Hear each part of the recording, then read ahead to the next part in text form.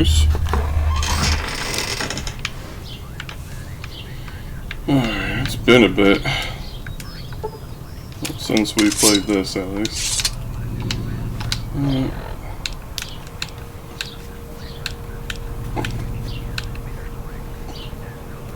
Nippon Steel.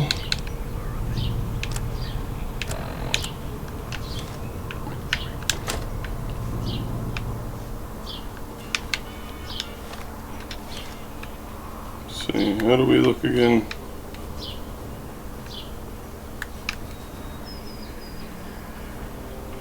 Ah, yes. A true manly man.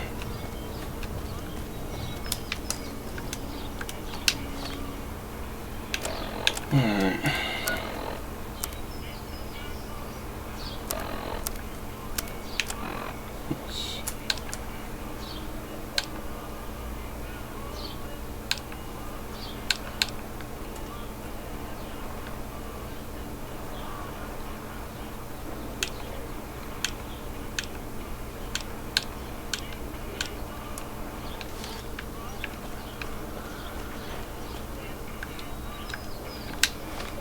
What's that's looking like?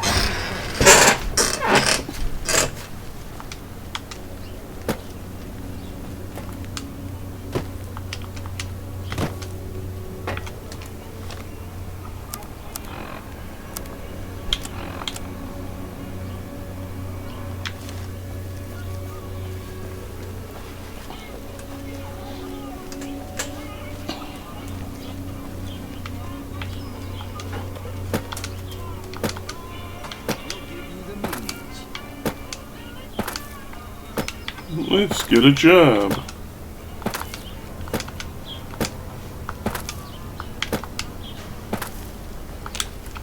afraid I'm going to have to search you. There.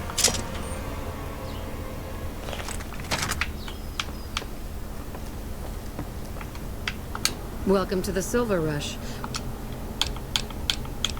It just so happens a position opened up recently. Wonderful. He's been with the family for years.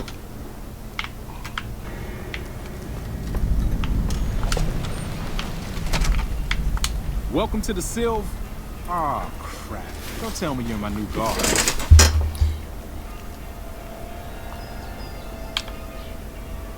You can always tell a rookie. You look too eager. Give the job a few hours, and the shine will come right off. You'll be covering the other side of the door there. Take your position while... Good. Look around and get a feel for where customers and risks can enter and exit the area. I get your gear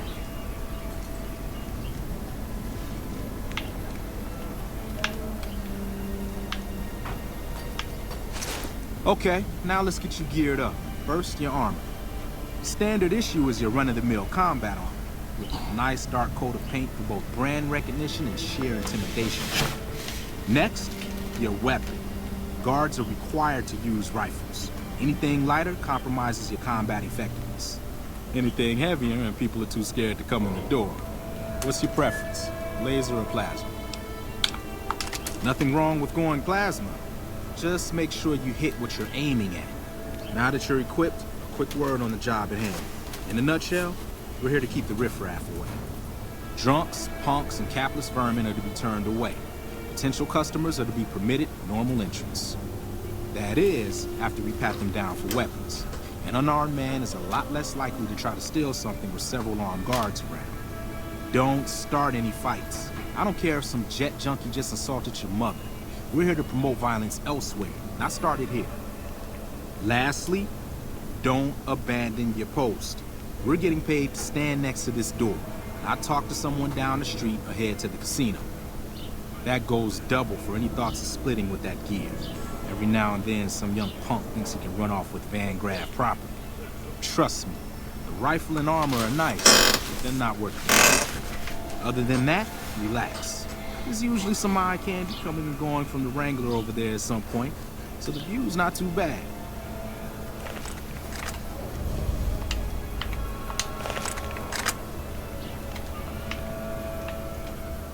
Settle in.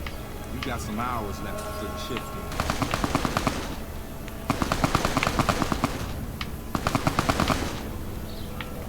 Here comes a one.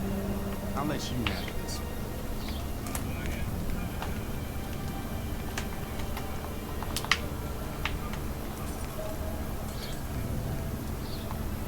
one. Howdy, Voodoo. How you doing?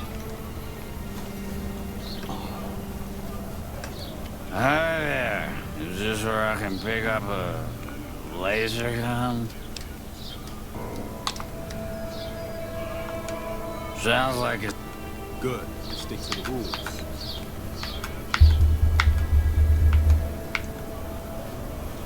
Another one coming. You're on.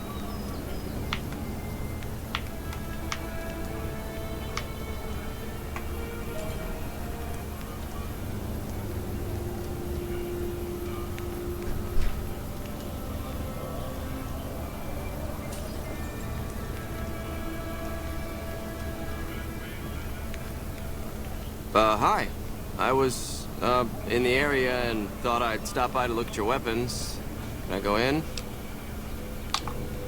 Fine by me. He's clean. See? Not so hard, is it? Heads up. Looks like we got another customer.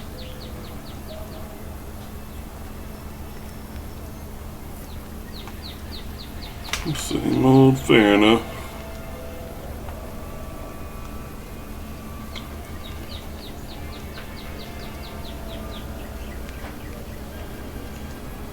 Howdy. I just done broke the bank over at the Wrangler there and thought I might peruse your fine wares. Maybe lighten my purse a little? Now hold on here. I'm not packing any heat. Ain't my word good? I just don't see why. If that's the case, then... Wow. You're a real people person, aren't you?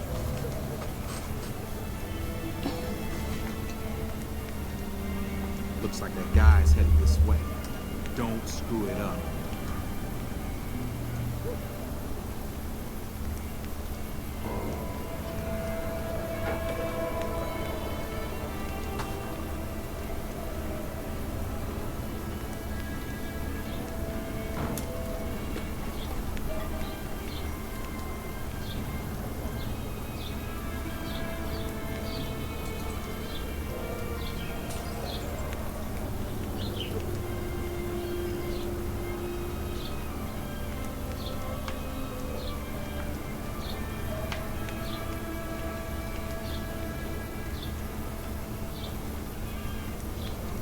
Hey, looking for something to replace my old revolver. Mind if I head in?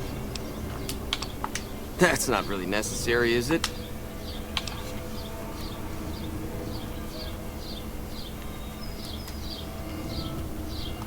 Damn, I knew this wasn't gonna work.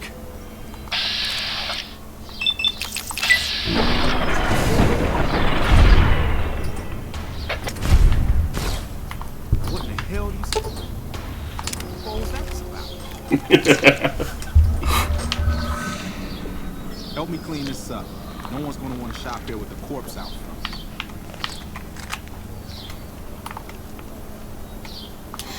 Crap. Don't worry, I cleaned up the corpse for you. Things are about to get interesting.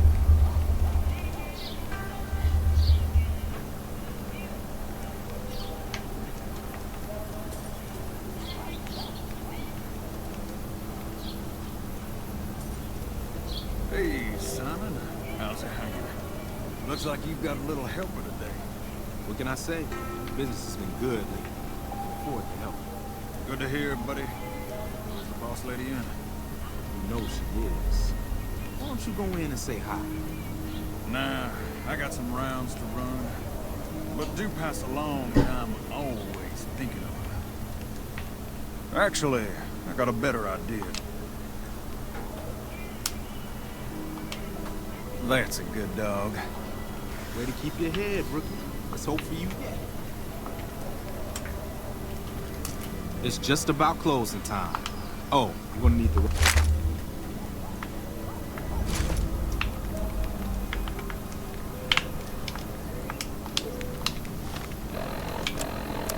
My gear back.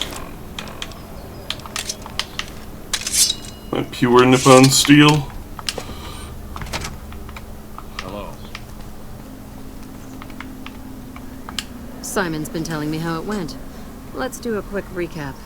You had a little bit of a hard time following instructions, but didn't do too bad overall. Here's your pay. Unfortunately, I found someone else with a little more experience, and he'll take over the position starting tomorrow. However, another task has come up that I could use some help with. There's a deal that we've been working on for a while now, and the buyer would like a sample of our weapons. I need you to run a package out to a discreet location that the client has chosen. Sound good? Good. Here's the package. I'll mark the... That said, try not to dawdle. Welcome back. Of course.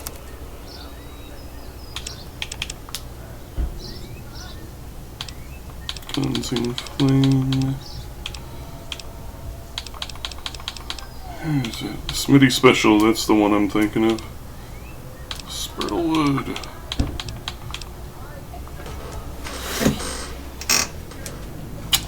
Man, it's gonna take a bit to earn. Especially not having good eatings.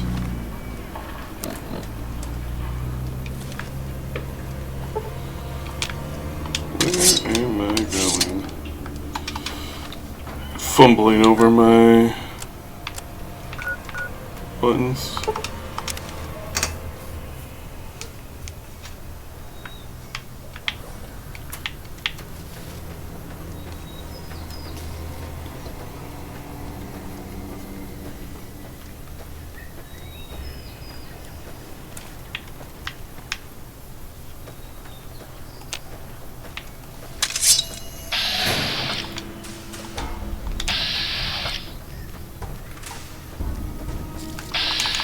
Feel my steel.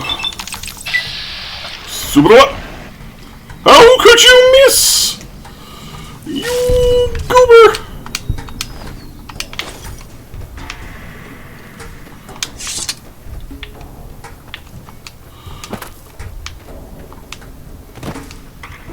Watch out! Oh, there's another one.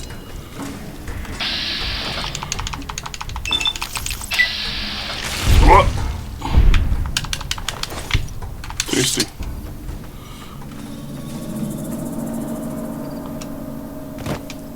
Come back here, you coward, and give me your money!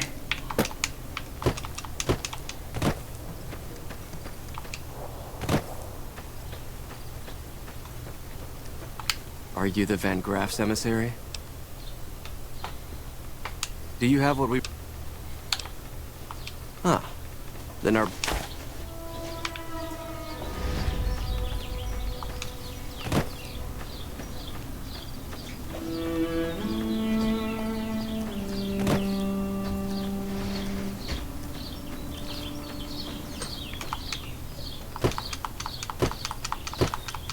I know I don't normally quick travel, but my brain still hasn't had the coffee kick in yet.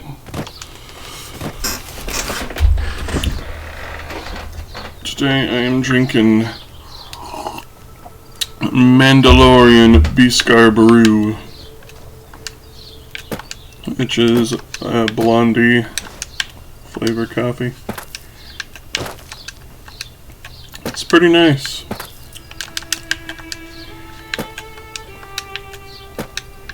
And if you don't know what a blondie is, it's called a blonde brownie.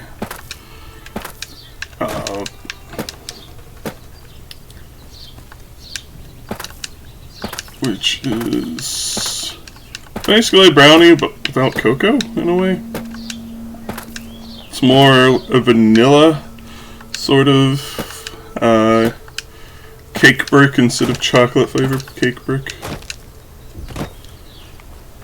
Usually made with like brown sugar, which gives it the blonde color.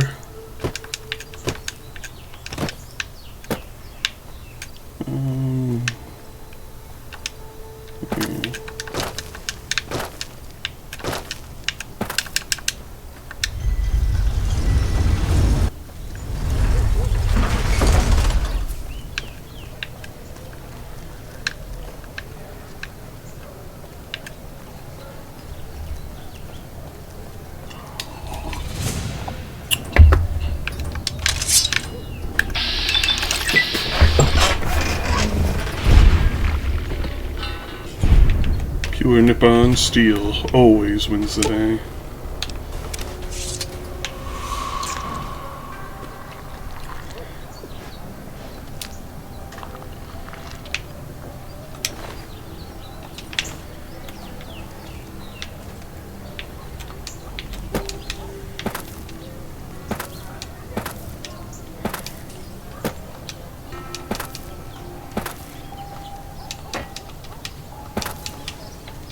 Come to Mick and Ralph's for all your shopping needs.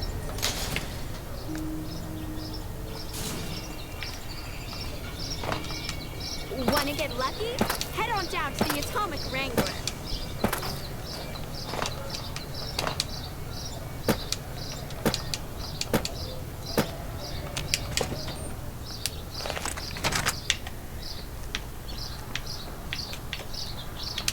Welcome back.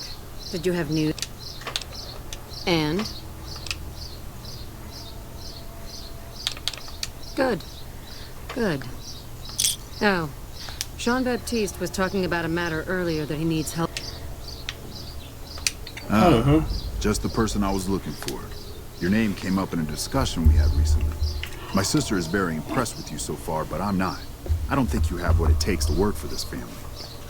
Luckily for you, I'm going to give you a chance to prove me wrong. What do you say? Want to make some real money? Absolutely. All right, then. If we're going to work together, there's only one thing you need to know about me. I like things simple. Recently, Glory negotiated a deal between us and a big-time player. We're talking more caps than you'd probably see in a lifetime. Your part in this is simple. To finalize this deal, I need to tie up a loose end. To do that, there's a girl I need you to find. Her name is Rose of Sharon Cassidy. That's some fancy shit, right? Don't know what her mother was thinking with a name like that. But this girl and I, we need to have a discussion. Find her, bring her here, so I can talk to her, one-on-one. Fuck no. If I knew her, still, there's someone who might. She keeps tabs on caravan traffic in the Mojave.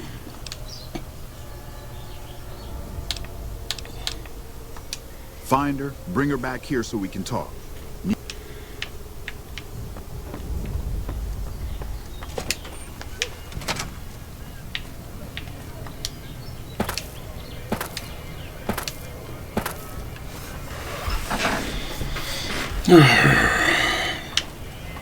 Hungry?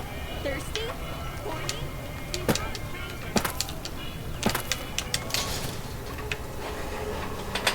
We've got stuff we're not even allowed to sell, people.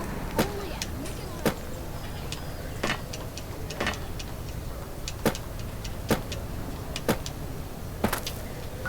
Ralph's. So do I have any medical supplies that I can drop off?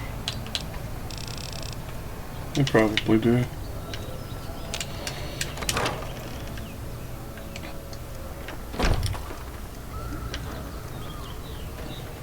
Hey, good to see you. Great. Medics. How much? Thanks for the donation.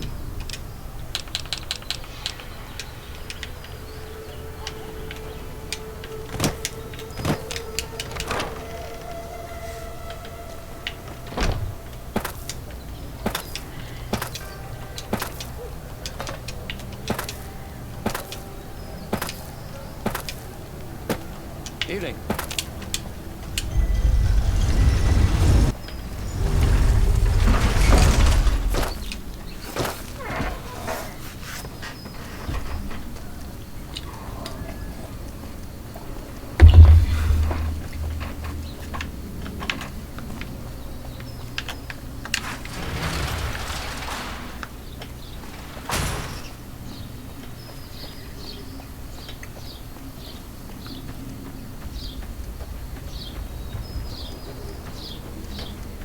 Is there anything I can make?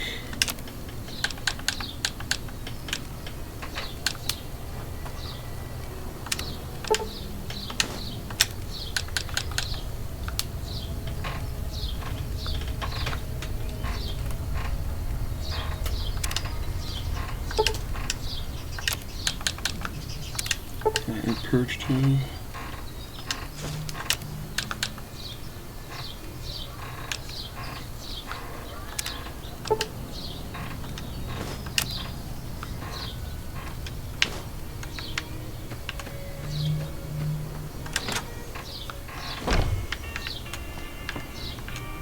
Welcome to the Crimson Caravan Company New Vegas branch. What may I do for you?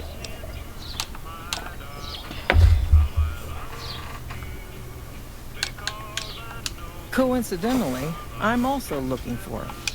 I believe Cass frequents the Mojave Outpost far south of here, near the California border.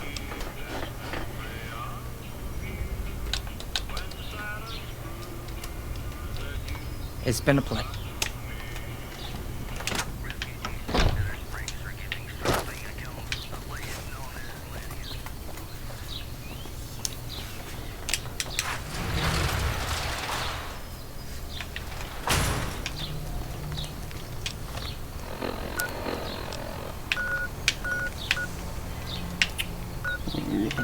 Hike to the other side of the world.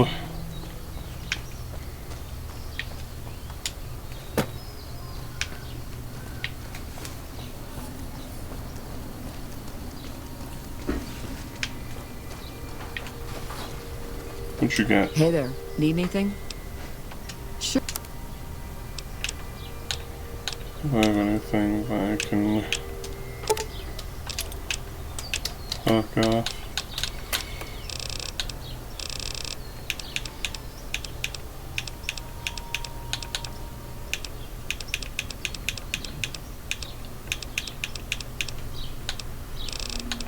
No stim packs to sell.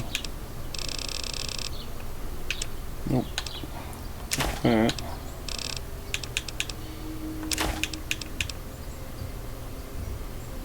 This egg, foreleg.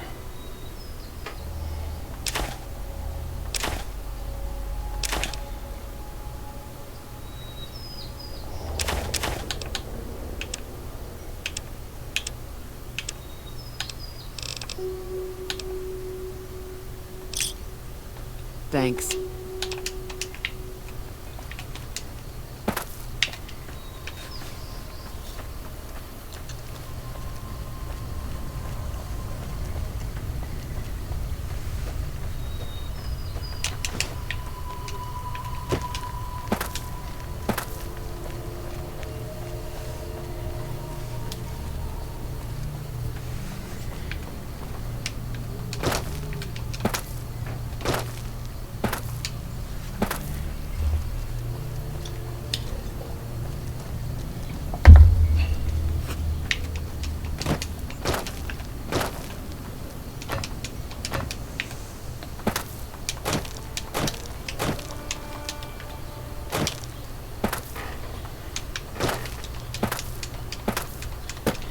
So have y'all heard the recent interview with Chris Avellone, one of the big name writers for New Vegas and Fallout 2?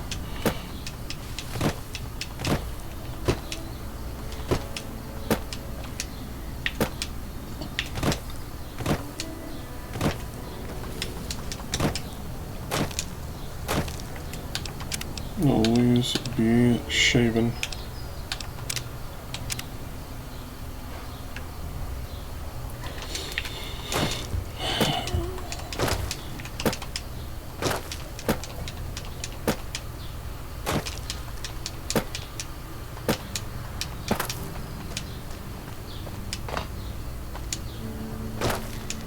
I know some people meme on it being like that is not even really an interview. It's more of TK Mantis just talking at Chris, barely letting him get a word in edgewise.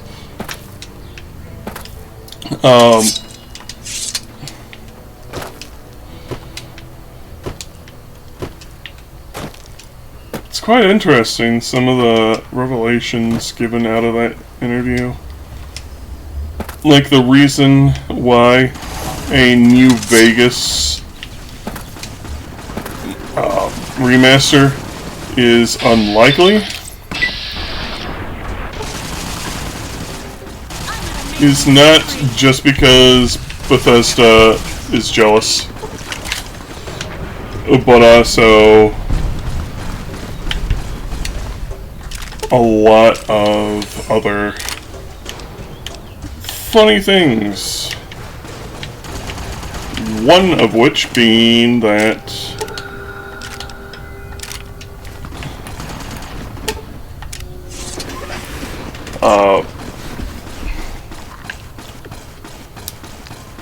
Bethesda does not have the source code for New Vegas,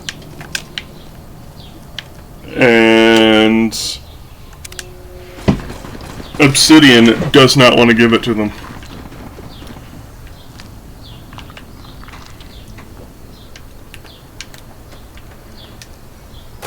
And because of Bethesda's incompetence, it's very likely that they can't reverse engineer New Vegas enough to be able to get it remade.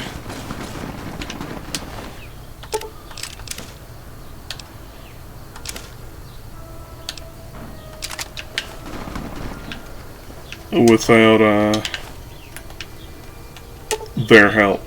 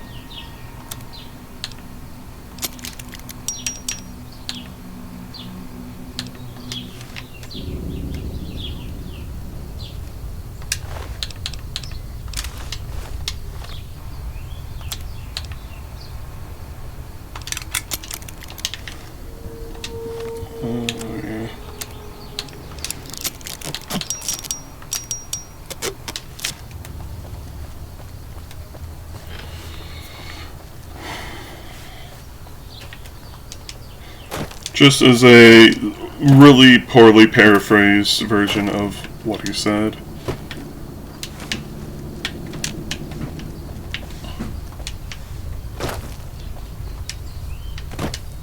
If I show the thing on stream, I'm definitely going to go find the abridged version first. Because there's a lot of fluff that can be cut out, and people have.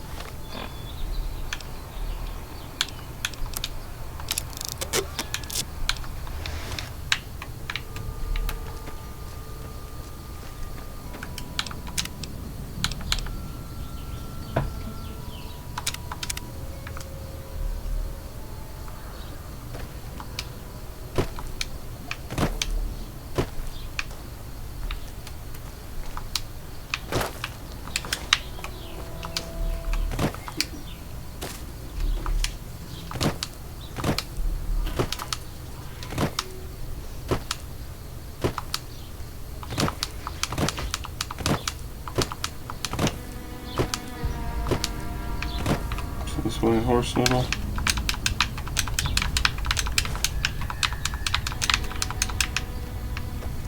If I can get some jalapenos and more whiskey, can make more fiery purgatives.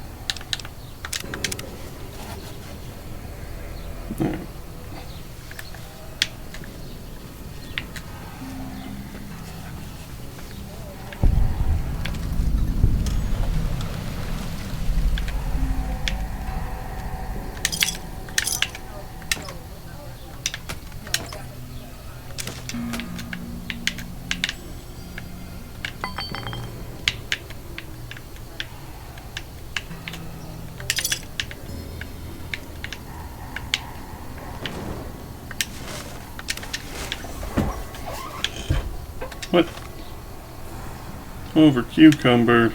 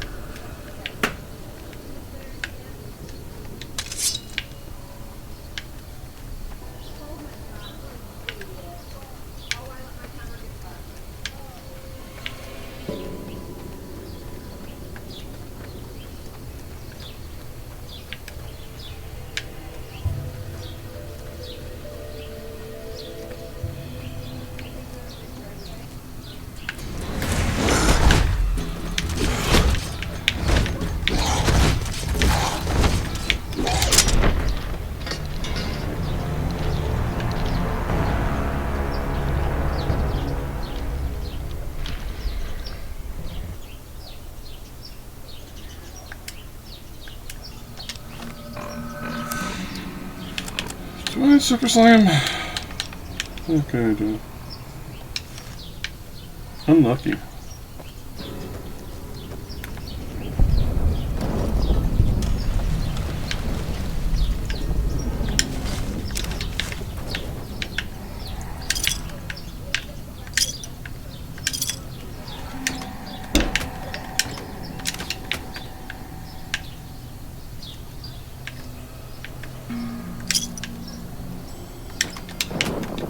Alright, let's try this again.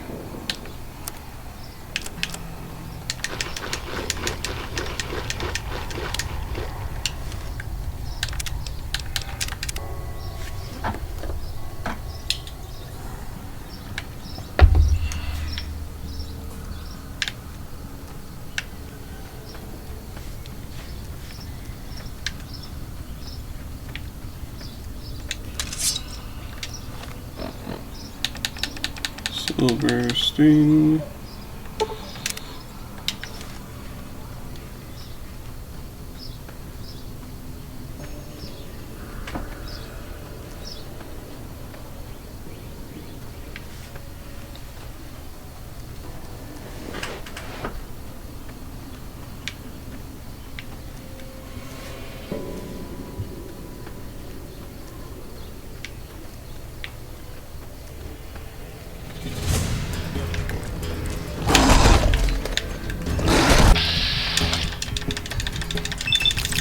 Pure Nippon Steel!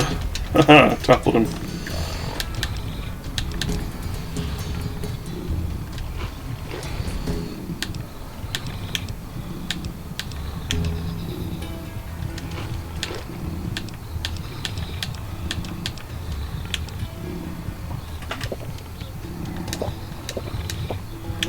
And a fire appreciative.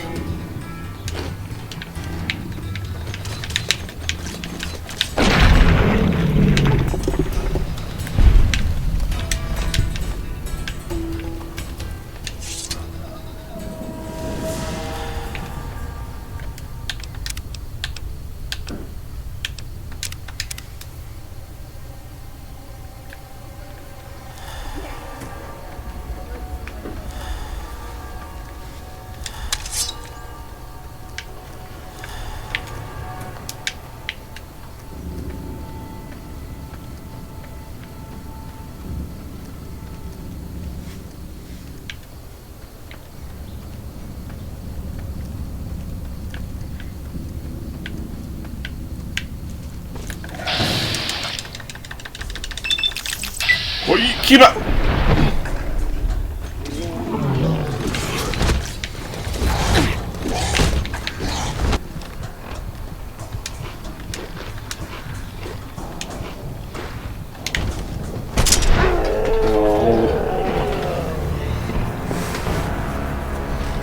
Wait, a second sheath dropped.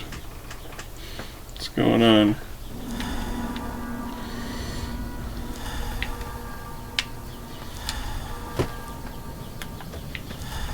We definitely can't get back through that way. Our Nippon Steel is mighty, but our body is weak.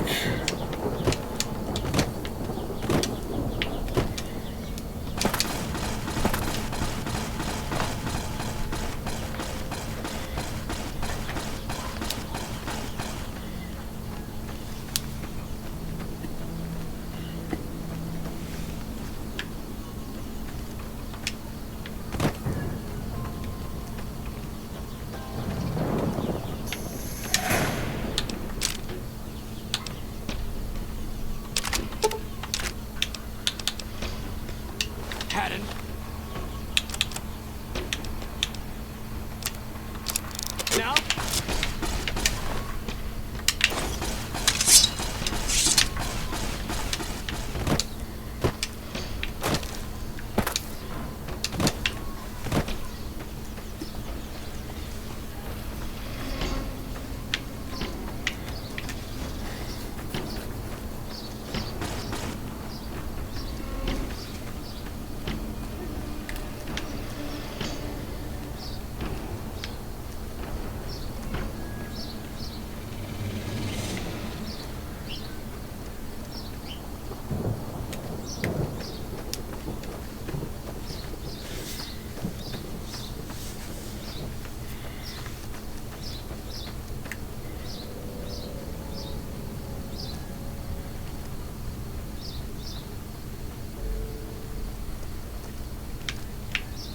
Who's that?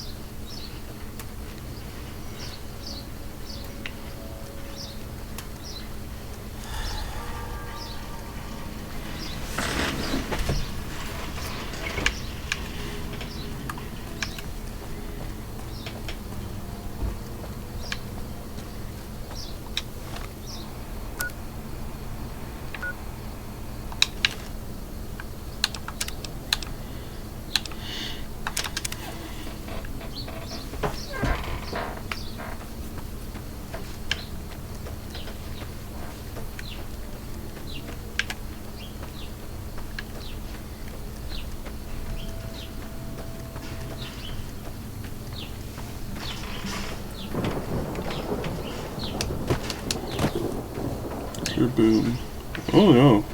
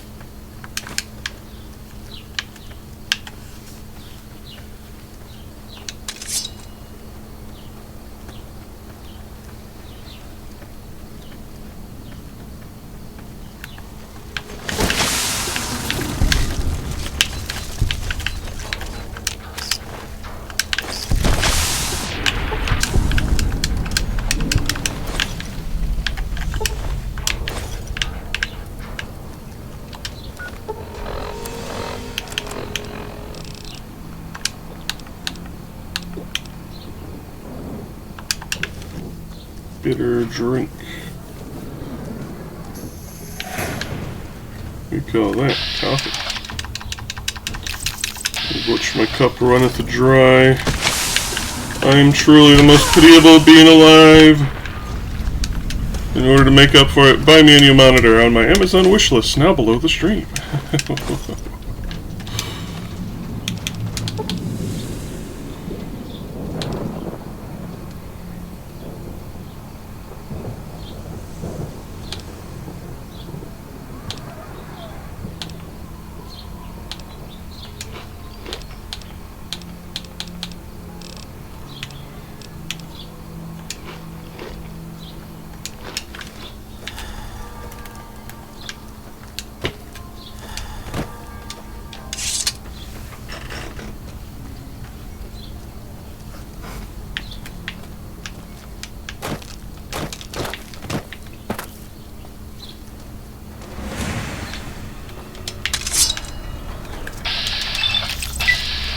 What?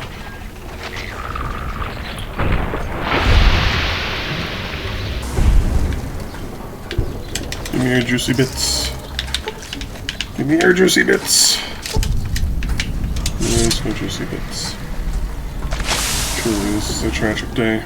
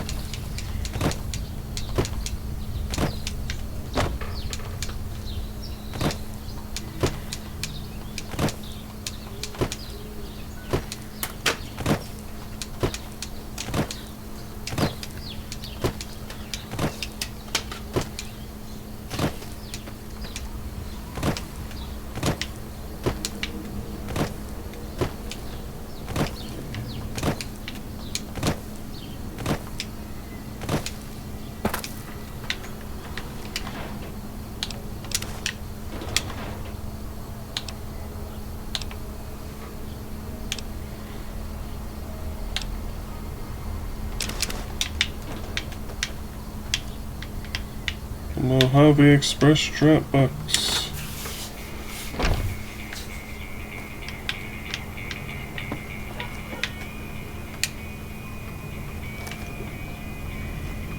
You looking to buy some supplies? And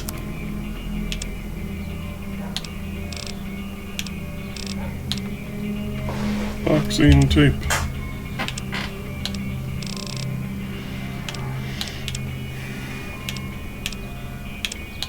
Oh yeah, do you have whiskey? No.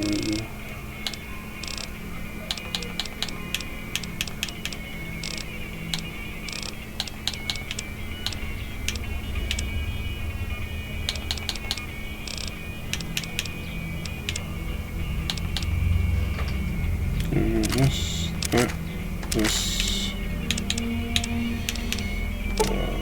these,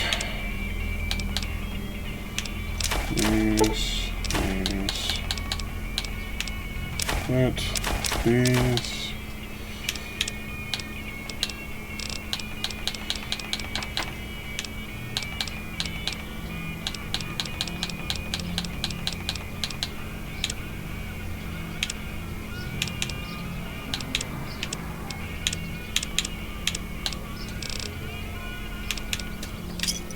Give me a shout if you need anything else.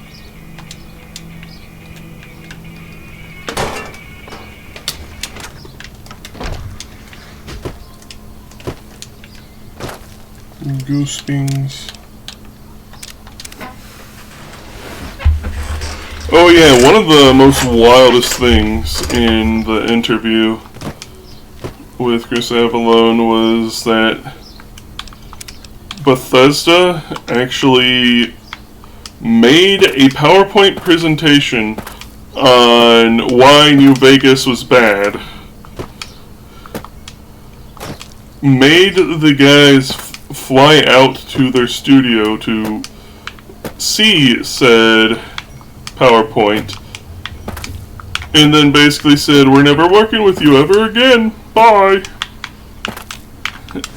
It's just like they were so wildly full of themselves. And yes, New Vegas wasn't accepted out of the gate to be as fantastic as it is, because when the thing came out, it was very buggy. But generally, the reviews of the game were stating if this game was less buggy, it would be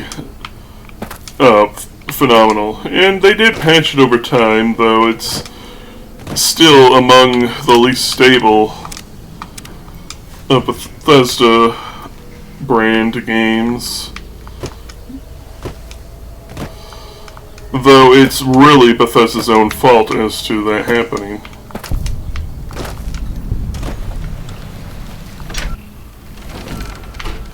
Because Bethesda refused to give them the source code for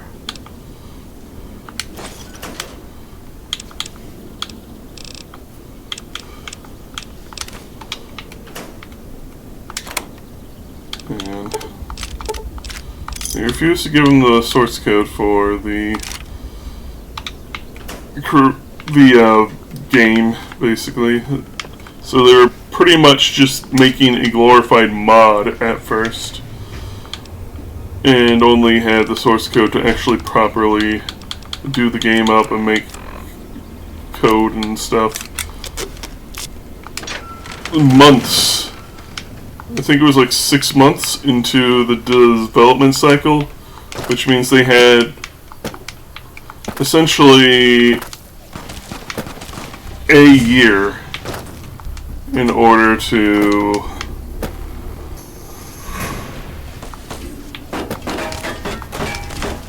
do anything.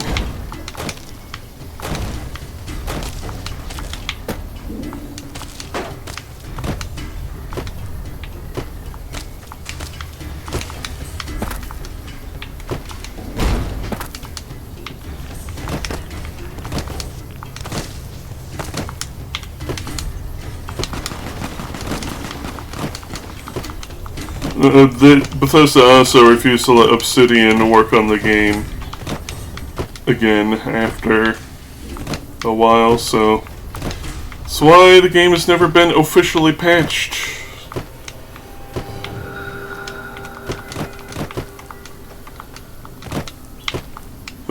unofficially, I believe, you can get a patch from Chris Avallone, I think it was, that basically tweaks the game more towards how he was wanting to have it.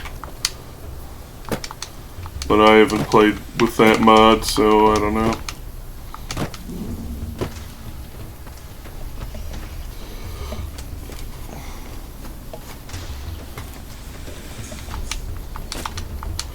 And there's growing awareness, I guess you could say, in the community about how Bethesda seems resentful of New Vegas's popularity because it's significantly more popular than Fallout 4 and Fallout 3, the ones they made.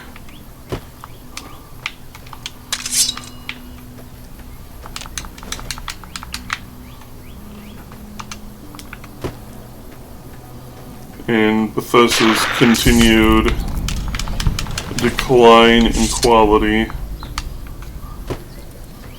is very noticeable, and more people are basically waking up, as it were. They're getting woke about the video games, specifically about Bethesda just bungling everything, making worse and worse games. And people are naturally going to be inclined to go, why? Hey, where the hell do you think you're going? Prim is off limits. It's your ass. Don't...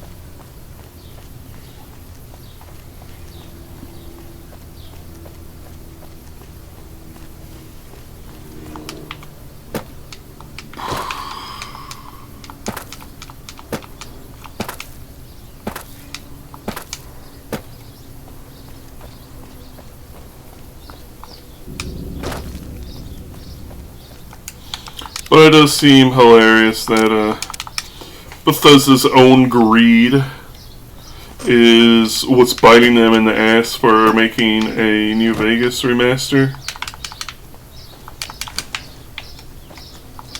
Because who are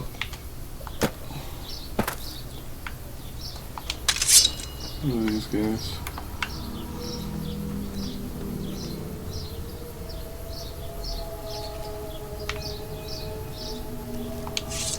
Better get out of here. Anyways. So as people put it, the Obsidian was cheated out of the bonus because they were 1 point short of the Metacritic score, but according to Chris, they were not reliant on it. They paid it no real mind, allegedly. So it's not that, but I'm guessing it's everything else they did to Obsidian, basically insulting them, just like bringing them out for humiliation to the offices before they just say, we're breaking up with you, essentially. Is that no seniors?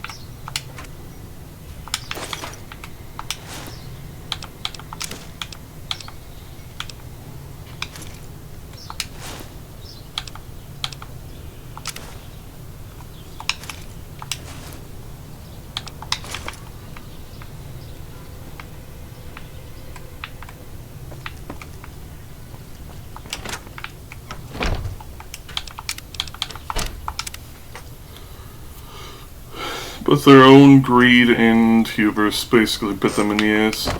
And even though Obsidian had offered multiple times, despite everything, to make new games for Bethesda, they never responded to them. Always left them on the red. And it's just... it's a little too noticeable, essentially. It's like, you obviously have some sort of need anything? Grudge. Sure.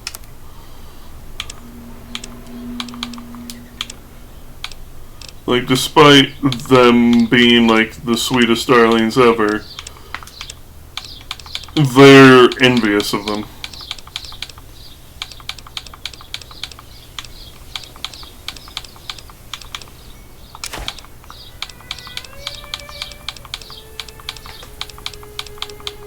And they also keep trying to be like, hey, if it wasn't for us, you would have got New Vegas.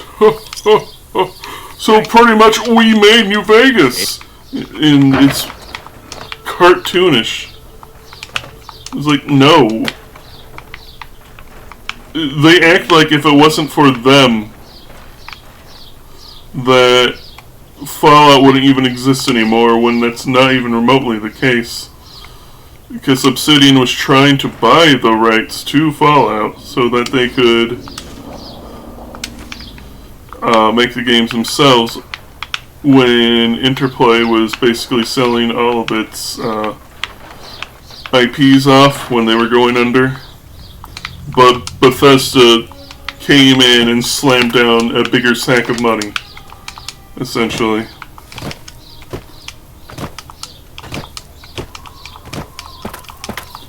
And that's why they own the rights. I mean, would we have gotten New Vegas as we have it here, with the creation engine and everything? Probably not.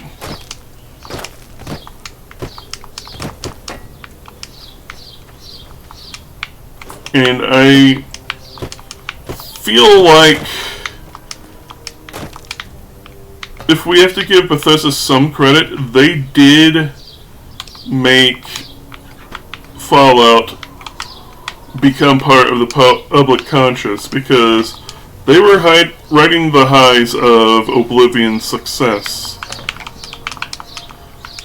So them putting out a new game in the post-apocalypse like this with Fallout 3 was what put it in the public conscious. And Obsidian went up to them and said, hey, let us make a game with your thing. And they're like, yeah, okay. And they get some more money between releases because, you know... From the north? Must be crazy. Sir, shut up.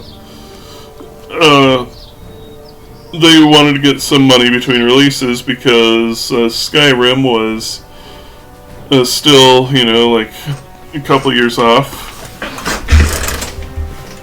And so they agreed to this. And then, even though, despite the bugs, the game got sterling reviews,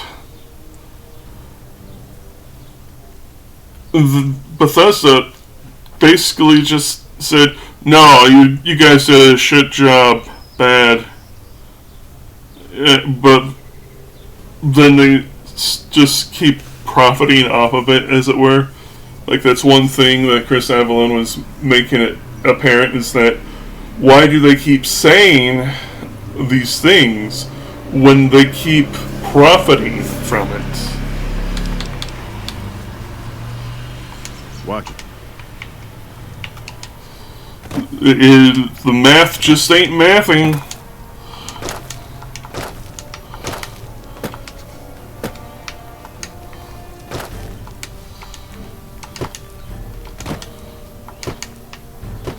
So it's very apparent that there's resentment, lies, and deceit We just can't. Looking for trouble? Your business. You run along now. Judging by that. Anyways, Bethesda obviously has some sort of thing against Obsidian. And even though they're now under the Microsoft family with Obsidian, there's still some level of resentment between the two. People are hoping that Microsoft will twist their arms to make them get along, but it's probably not going to happen, at least for a while.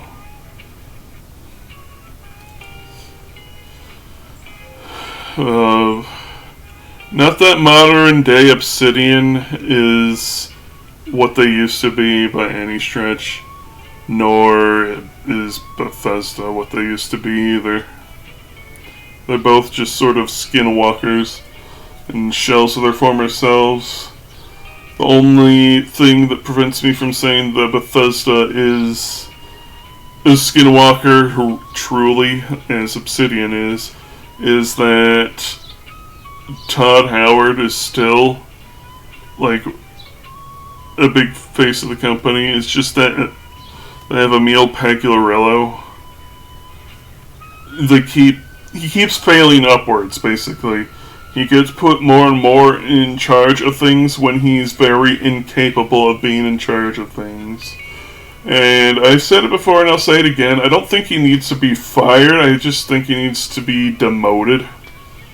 Like, he can't handle things like Starfield and Fallout 4. He could barely handle Fallout 3. And I don't get it. It's like one of the things Bethesda has been critiqued about for the longest time is that their writing has gotten worse with every further entry. It's not just simple, it's stupid. And it doesn't take itself seriously ever. And not in a haha wacky goofy times, but in a it doesn't really care about itself sort of way. Like, it just does things to do things. It doesn't follow any sort of rules or anything. And Emil just sort of keeps emulating everything he sees without any understanding. Like, the whole Institute thing of Fallout 4 and the quest in Fallout 3 is just because Emil saw a Blade Runner and is like, that cool! And then he put it in, not really understanding everything.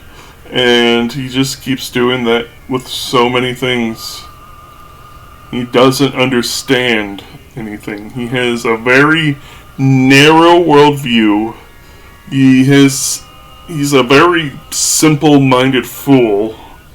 He's not fit for big stories. He can do like a simple side quest that seems to be what he's best at doing. It's just little side quests. Just let him do that.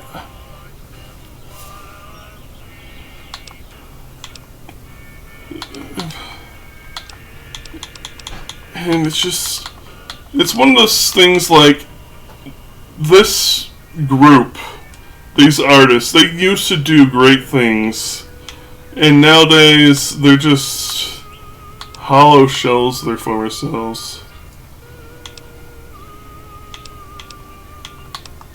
How about a drink?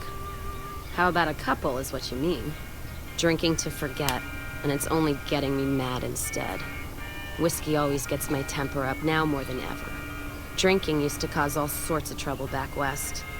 Before I punched enough people, that is. And they learned to lay low when the whiskey hit.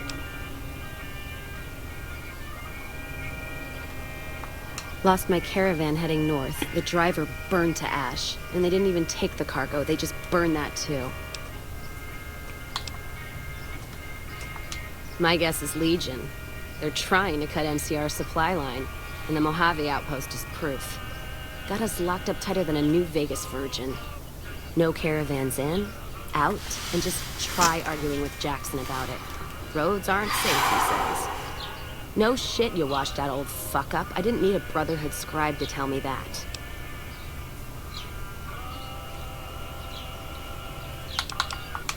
Sure am. Burned for the last time. And this time it's for good. Worse, it's not done kicking me. I'm still trapped here. Jackson won't let me head north. It's not safe. And even though my caravan's gone, my caravan papers are keeping me here. So if you came here for work, my advice, go find the Crimson Caravan branch south of Vegas. They can help you out. What's on your mind? Jean-Baptiste. Sounds like someone got knocked out of the good book so hard his name broke. Either that, or it's Canadarian or some such shit. So who is this Baptiste, and what does he want? The only Van Graffs I know are the ones out west. Well, except for Gloria Van Graff, and I don't know her all that well. Nor do I want to. Don't have any objection speaking with him. Though if he's with the Van Graffs, he should know I'm not looking to buy weapons.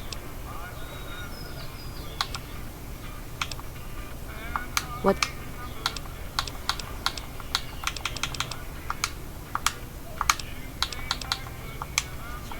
You can count on that.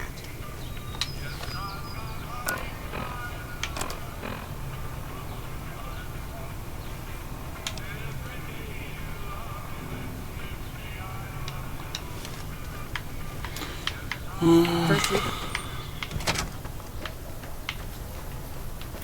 Morning. Honestly, I feel like Bethesda should just suck it up. Or, like, commit to being engine makers and letting people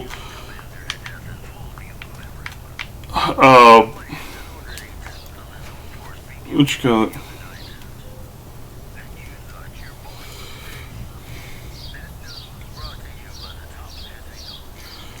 Let other studios make spin-offs in a way. Looks like we got a new visitor in the old Brahmin pen. Not many... And if you're passing through, you picked a bad time. Road north has gone to hell, and if I let a caravan... Hell. No, look, I appreciate... I need to get the caravans moving again. That means clearing a... Thanks, I appreciate it.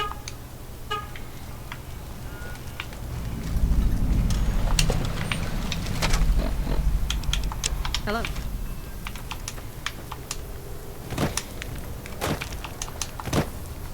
Stench of cigarettes permeates the grounds once more.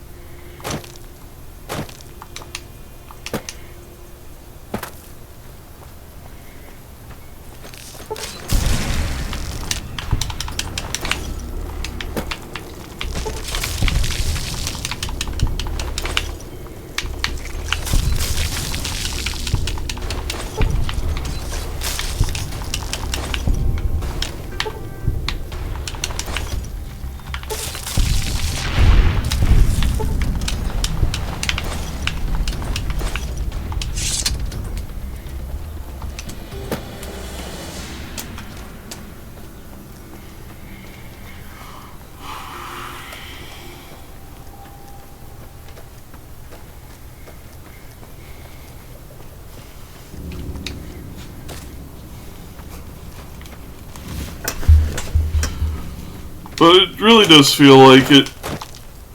Bethesda is like dying slowly, and they're bullshitting their way through the messes right now.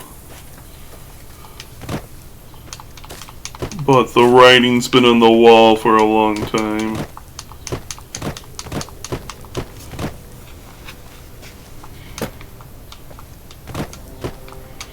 Like, people are often quick to point out, it's been over a decade since Elder Scrolls 6 was announced.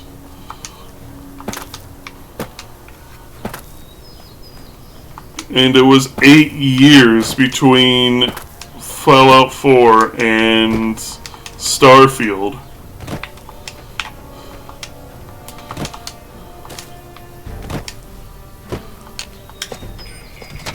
Like, what the hell are they doing? Hello.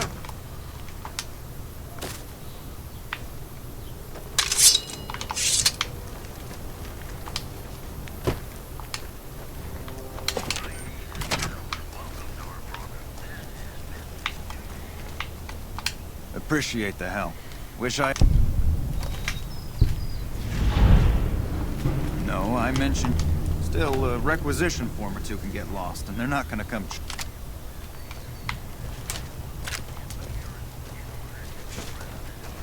Hello?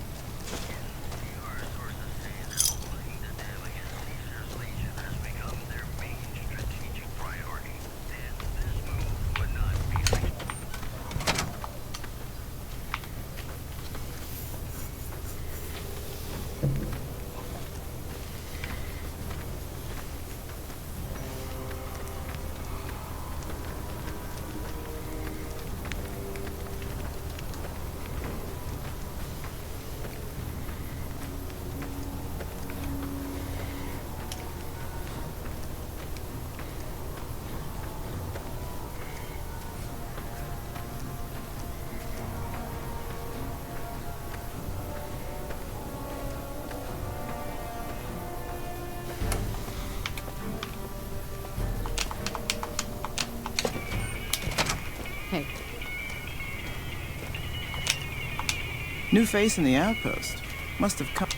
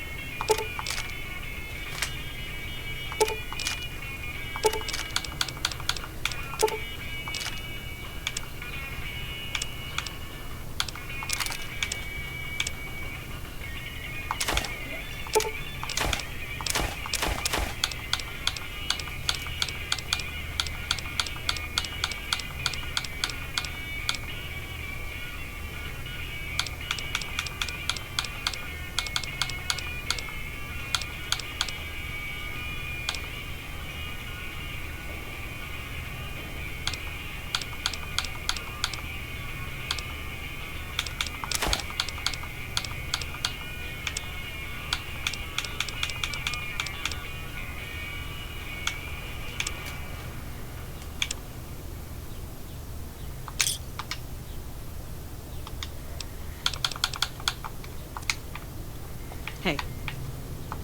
You come around like a bad... Not leaving here until my... If you were looking for someone to caravan with, I'd try the Crimson Caravan. Whiskey and me are old friends. Got me into the caravan business, you know. If I hadn't switched over, I'd end... What?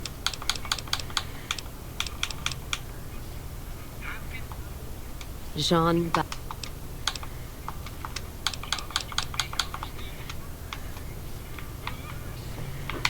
We won't go quietly.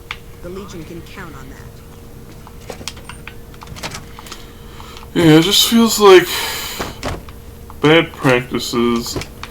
There's just endless evidence of them getting lazier and lazier. Like, they don't make... Caravan, citizen, pilgrim, or... They don't make central design documents for their games anymore. And they stopped doing it with Fallout 3, which, as people often point out, is the time that their games started getting worse. Just need something for the logbook, keeping tabs on traffic. If you're looking for the commanding officer, he's in the back. Also, if you need any gear checked, we can get you up and running again. Once you fill out the work orders and sign for the parts, of course.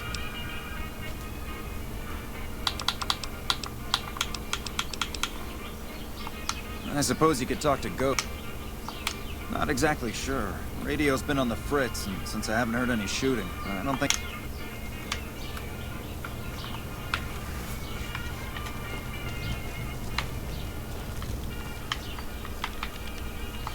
Appreciate the help. Wish I had more work for you, but nothing. Take care. Hmm.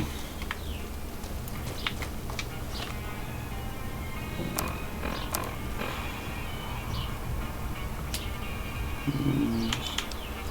15 speech, 15 barter.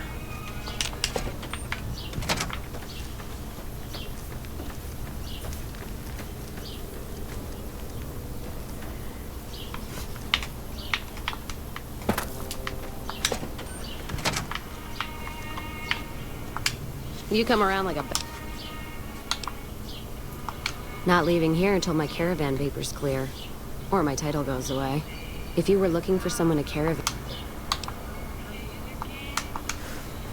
I think we have to do the job for Alice.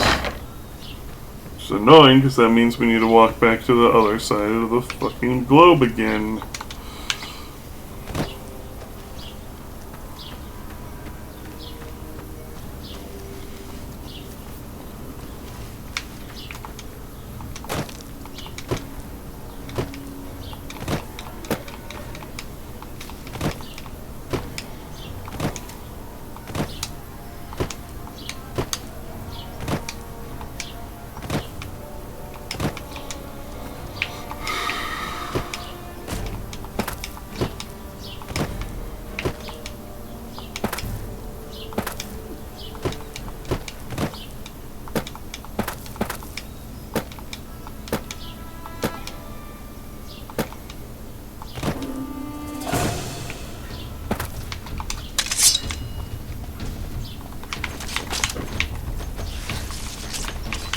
Ragdoll, darn you.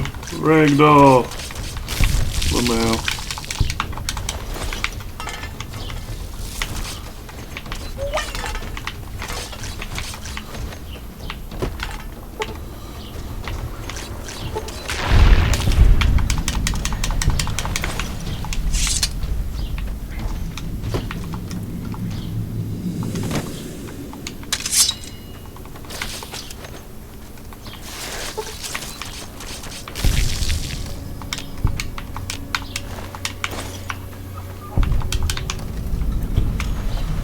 In my eyes,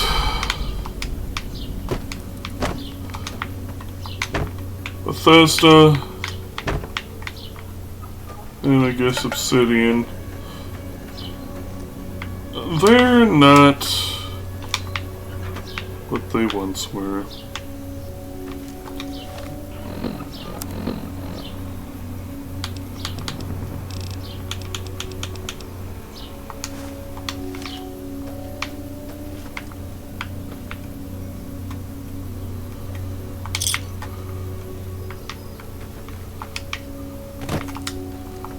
And the creatives around them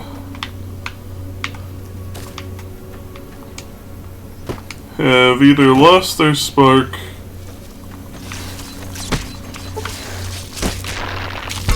or have lost their fucking minds.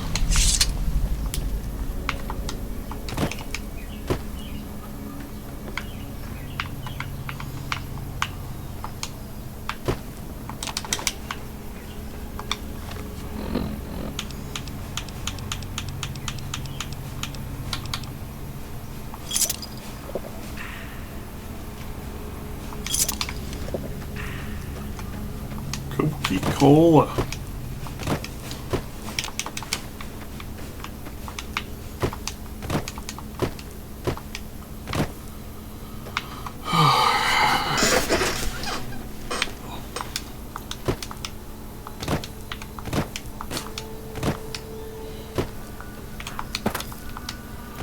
And yes, I know some people find it kind of cartoonish that you can just do this.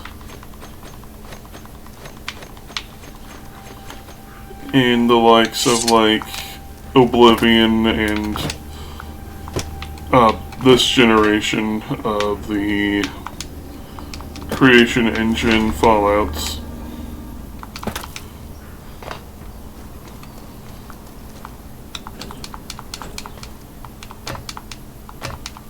But it's far preferable to that of Fallout 4, in my opinion. I know I'm somehow alone on this.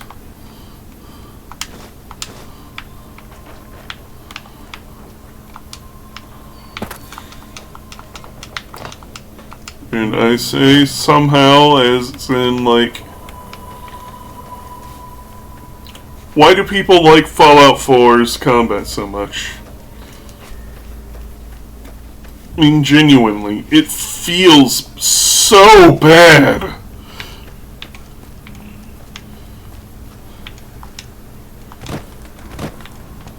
Like, the melee just feels like so sluggish and weighty,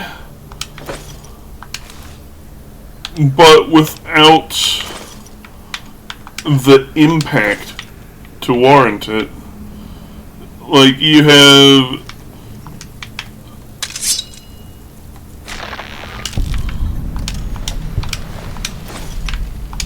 anyways, you have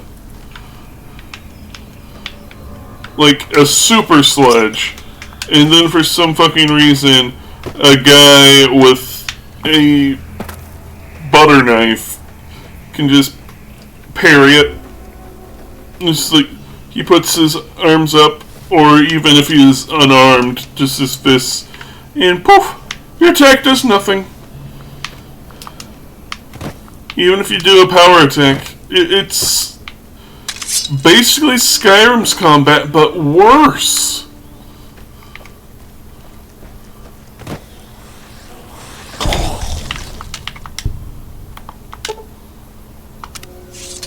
Nom, nom, nom, nom, nom.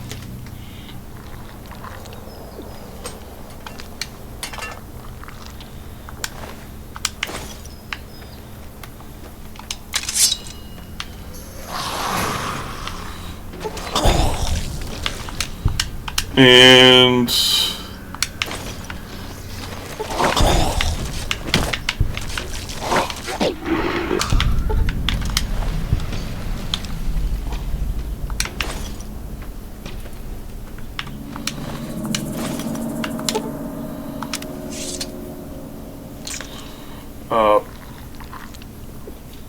the guns do not feel good either, especially aiming. Because I'll show you. People criticize in this game that all aiming does is it just snaps in like this, and if they have a scope it just automatically teleports to the center. This is infinitely more preferable to that of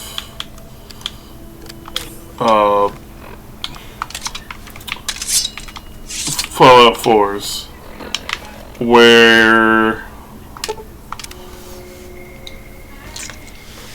in that, unless you're using just iron sights, if you use any scope at all, even a short scope, the screen still does this, the little zoom in thing effect, but they hide it.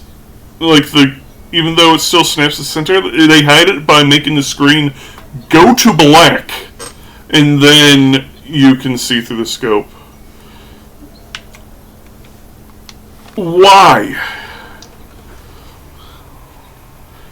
Like, in what other first-person shooter does a character just close their eyes for a second and then open them when the scope is in front of their face?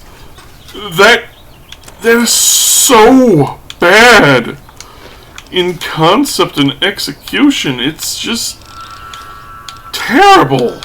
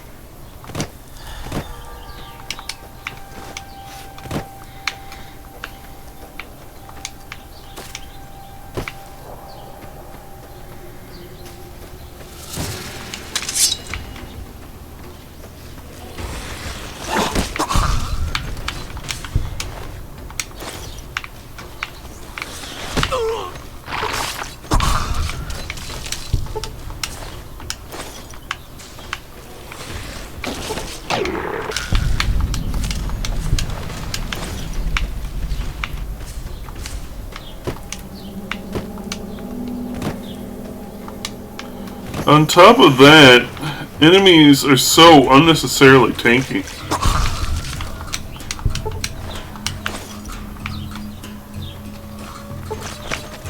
And I've also mentioned before that, like, the quote-unquote modding you can do to your weapons in the game is just upgrades. Like, literally just straight upgrades. You're not actually modifying anything about them, other than how much damage they do, or how accurate they are.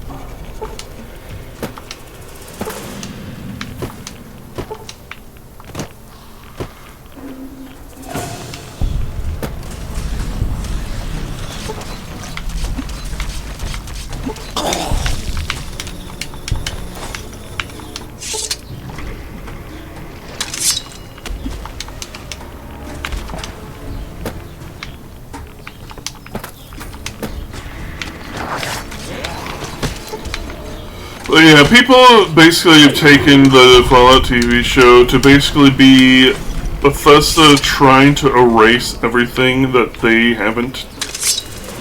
didn't do, just supply their own things into it.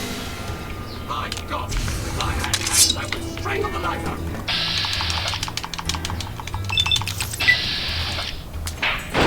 you. Something Nippon Steel.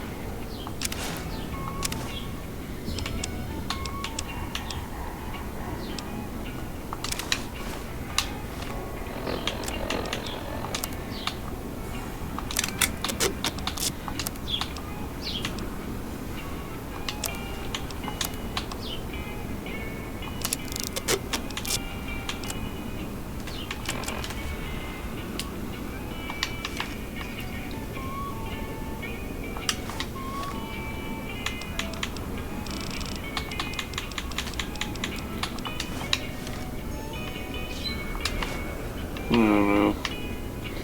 I see it too, just their hostility towards the fans that prefer the well-written Fallouts. The well-designed ones.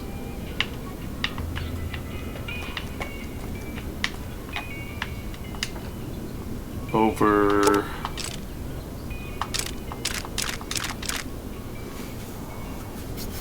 that of the new.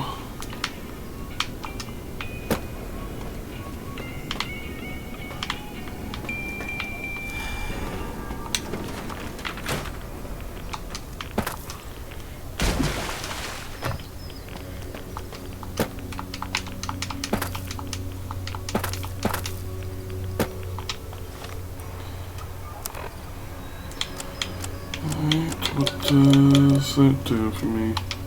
-1 agility, -2 endurance.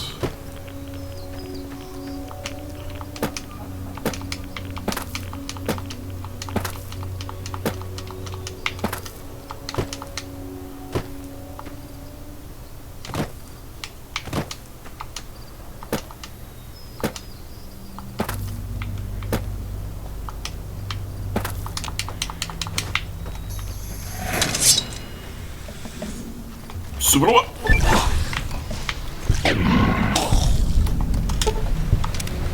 Nom, nom, nom.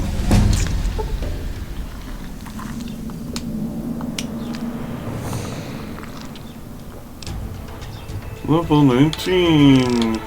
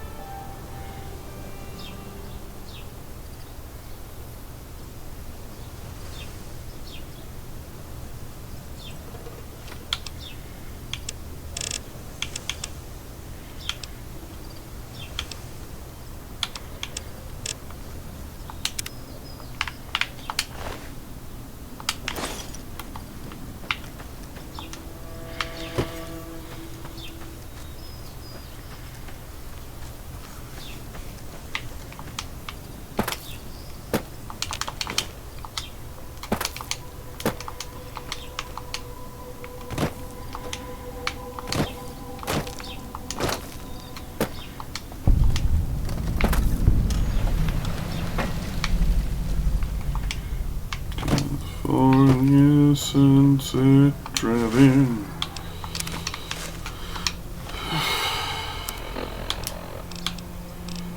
You can also just see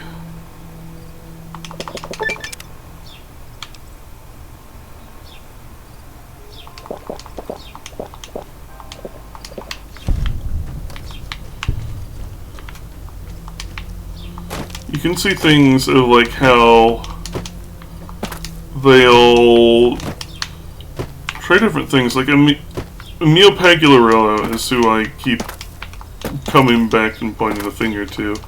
He is more of like the obvious cancerous tumor on the body that is Bethesda, but he's not the only cancer cell in there, you know. But him being a project lead makes him very easy to point and go, this guy's responsible for a lot of the shit we're putting up with. How he keeps trying to emulate things that have already been done rather than understanding how they work and how to do nuance and stuff. Instead, he writes one-dimensional things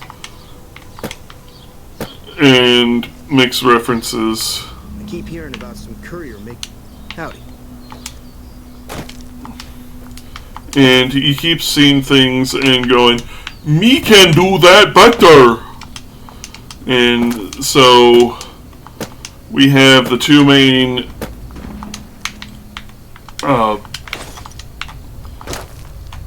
factions in this game, the Little Caesars Legion and NCR. And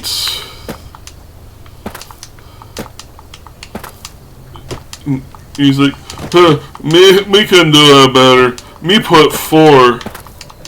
And so they take the Brotherhood of Steel, the Railroad, trademark copyright, the cosplayers, I mean Minutemen, and the Institute. And they're all just like sort of one-dimensional, and the Brotherhood of Steel is inconsistent throughout all of Bethesda's games.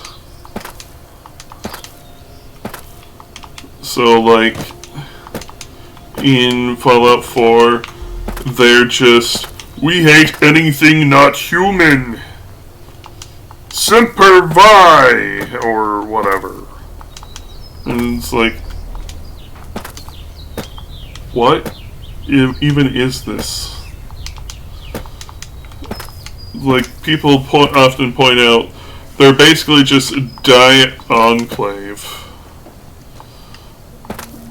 Because the Enclave's shtick was that they wanted to expunge all radioactive abominations from the wasteland, but that also includes anyone who isn't a member of the Enclave, essentially. So even just regular people in the wasteland. But yeah, they basically just did that again, but for the Brotherhood of Steel for no real reason. And then you have the Institute, who are supposed to be these big, scary bad guys. You looking to buy some supplies? But also, they don't even commit to that. No whiskey.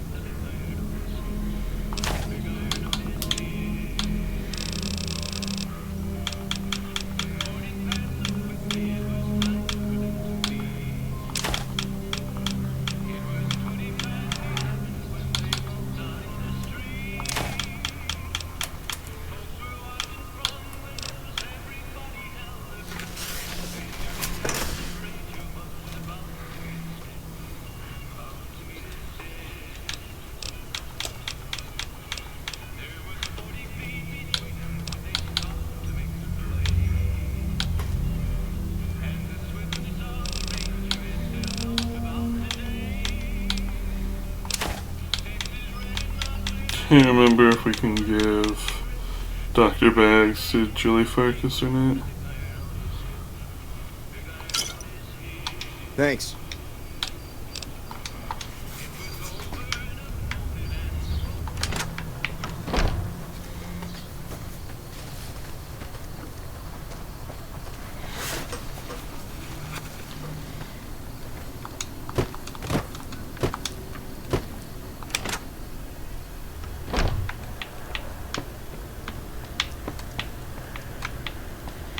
Yeah, Doc, I done drink the green water and I don't feel so good. How are you holding up? Sure.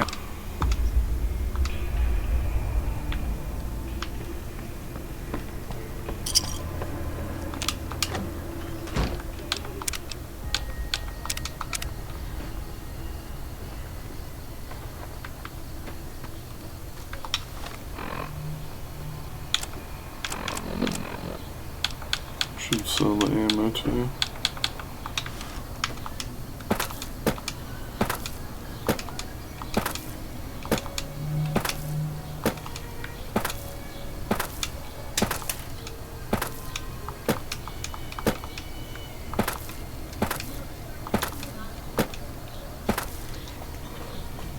Anyways.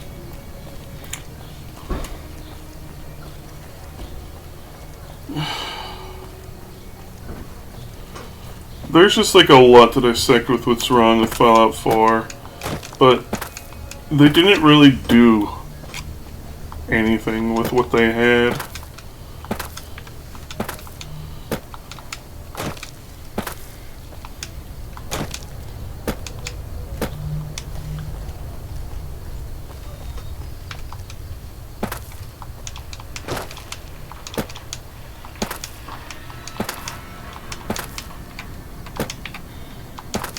And like Fallout London, that being a fan mod, is essentially what is New Vegas to Fallout 3, what it is to Fallout 4.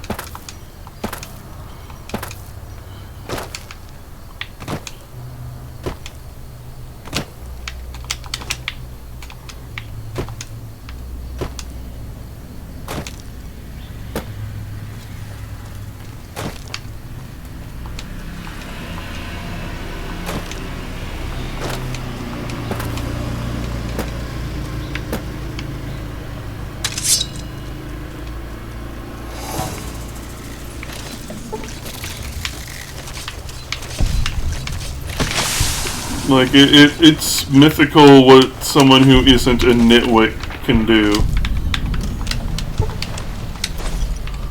with things.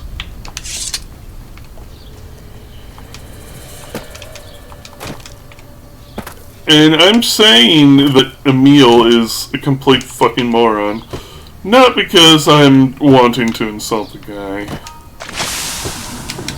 but because there's just no other way to put it. He's just kind of dumb.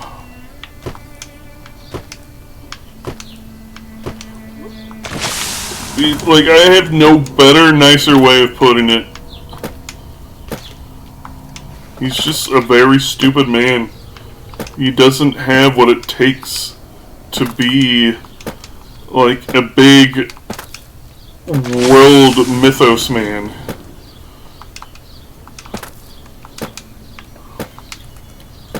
Like, he can't even take his own religion seriously. He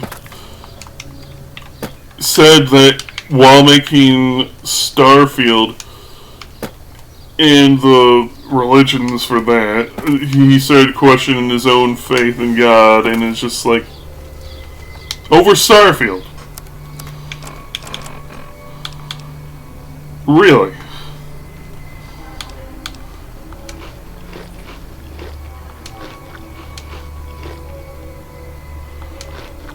He's a very simple-minded man. He's just like a complete fool. And I know, it sounds like I'm just shitting on him constantly. But again, I don't have any better way of putting this. Like I said before, he is best suited to doing, like, little side quests. He can handle side quests. But, like, he's too much of a simpleton to do full worlds and things. And that's, like, one of the reasons why Starfield failed, is that its world was just stupid. As stupid as he is. And that's just how it is.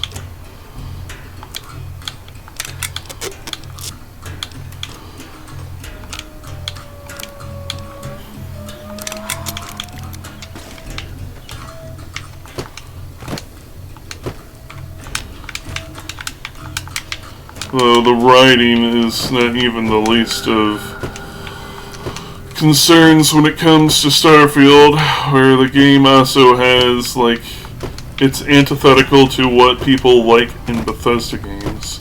Where people like playing Bethesda games because you can just sort of get lost and find little things here and there everywhere. You can't do that in Starfield. It's just all randomly generated. And not even generated well.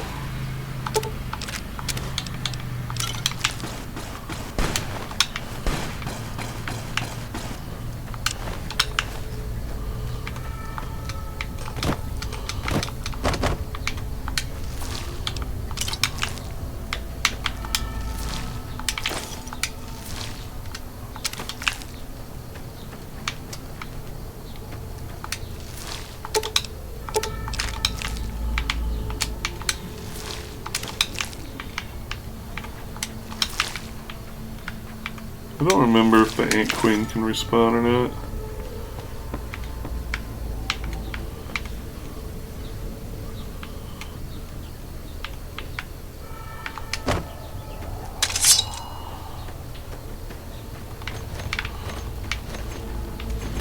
Oh boy, food! Nom, nom, nom, nom, nom, nom.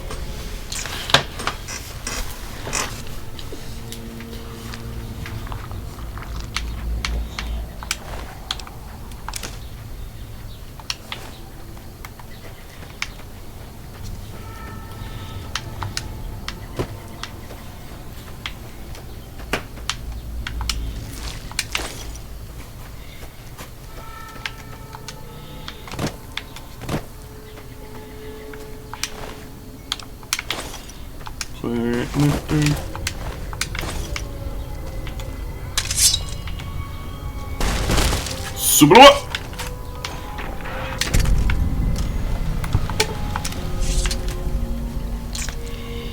Devour your flesh to regrow my own.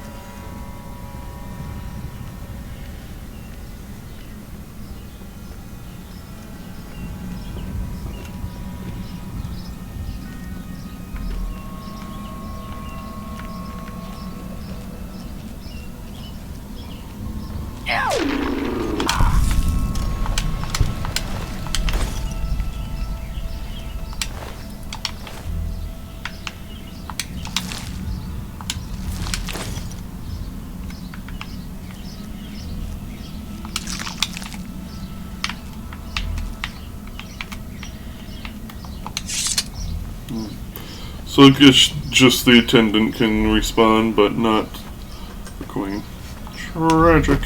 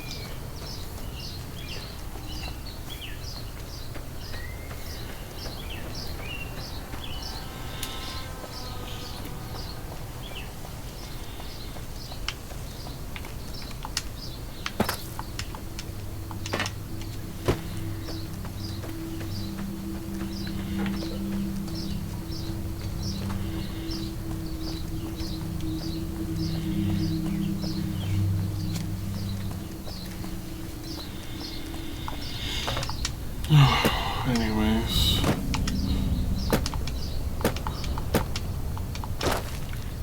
Other signs that Elder Scrolls 6 is going to be an unmitigated disaster is that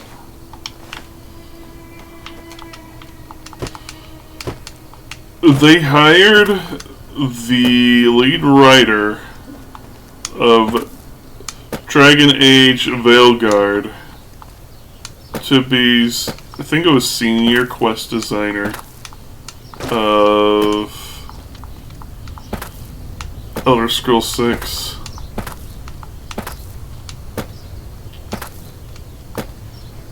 And it's mind-blowing for all the wrong reasons.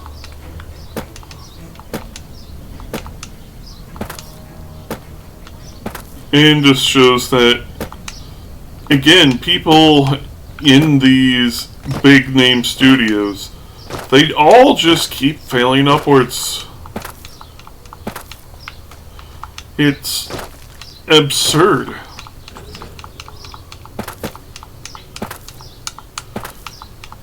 Though not as absurd as people still continuing to buy the games because maybe it'll be good this time. It's like, mate, the last good Bethesda game was Skyrim. And that was 15 years ago.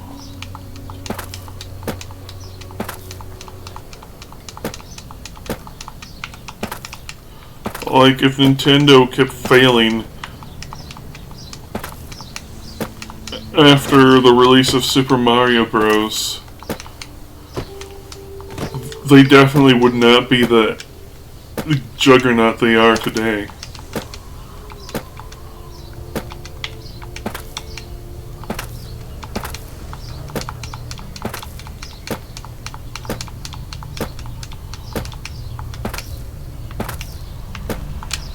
Welcome, sir.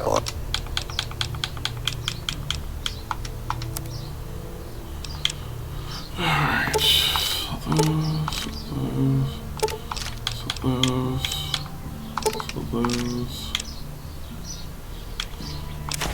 these, so that.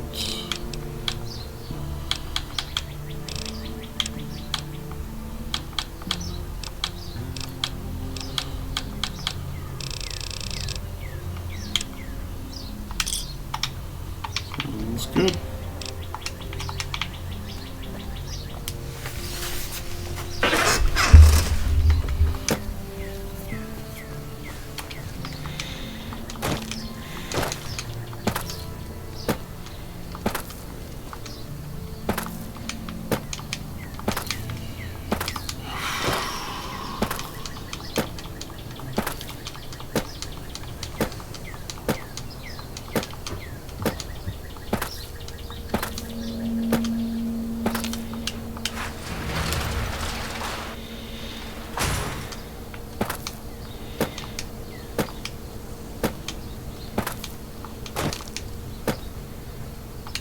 Hey there. You look...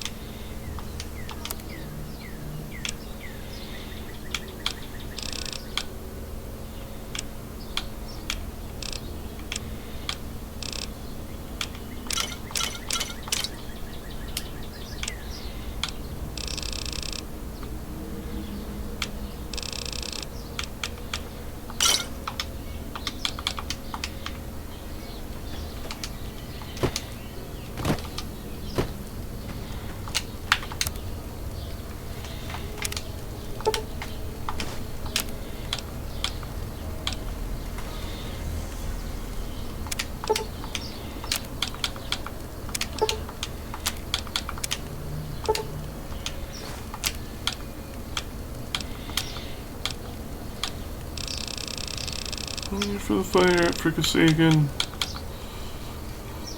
Flower, and Cram, and of course Fire Ant.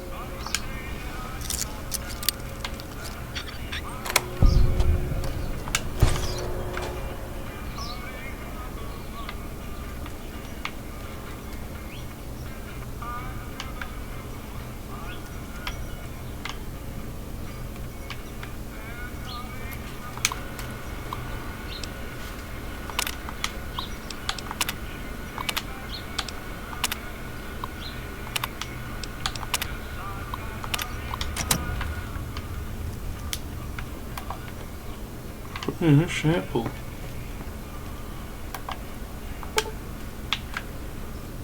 Fitty.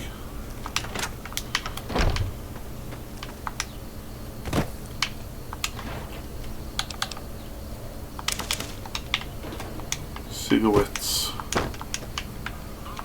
Broccoli.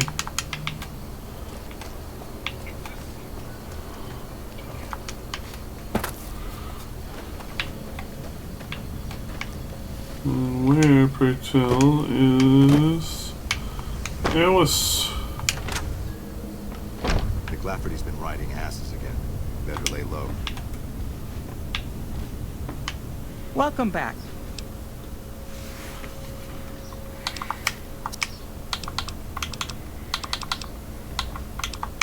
Normally, I oversee company operations at the hub. Given the conditions here, I'm afraid we have no current.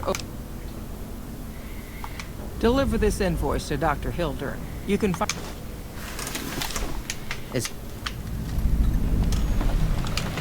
You can depend on me. McLafferty's a hard.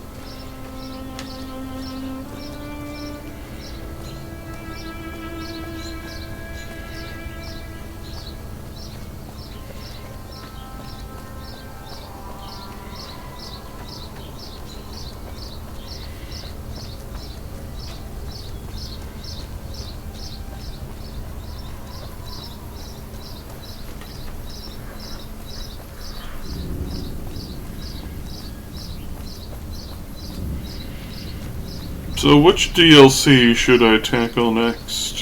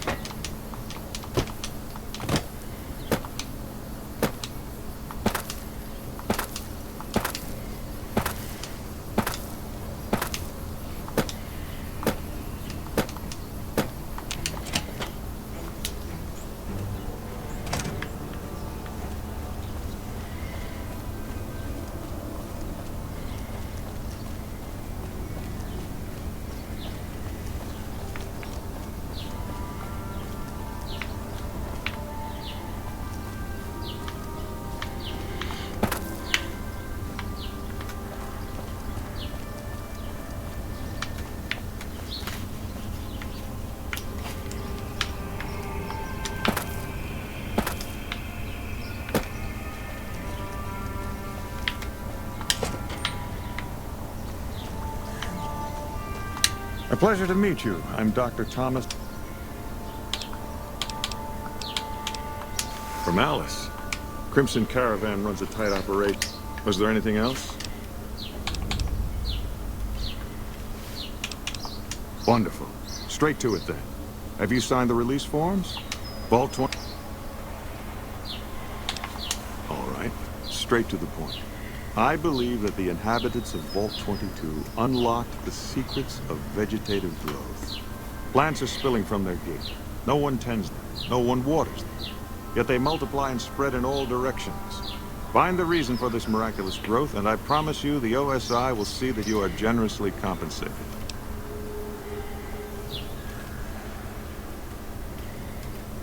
Good. No need to check in with the NCR authorities. I can authorize your...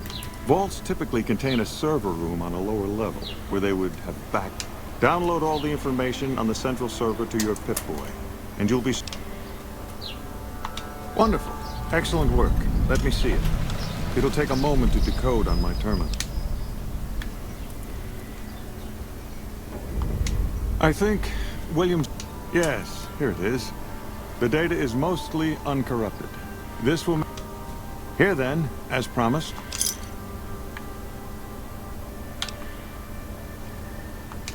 Your concerns are perfectly understandable, but I assure you, they're entirely misplaced. We would never use tech... We aren't some motley band of vault alchemists. We're with the government, for goodness sake.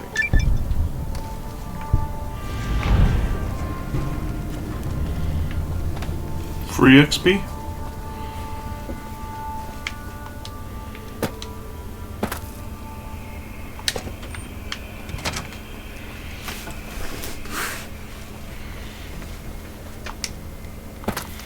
I should crack open my document and see what all I'm going to be working towards next.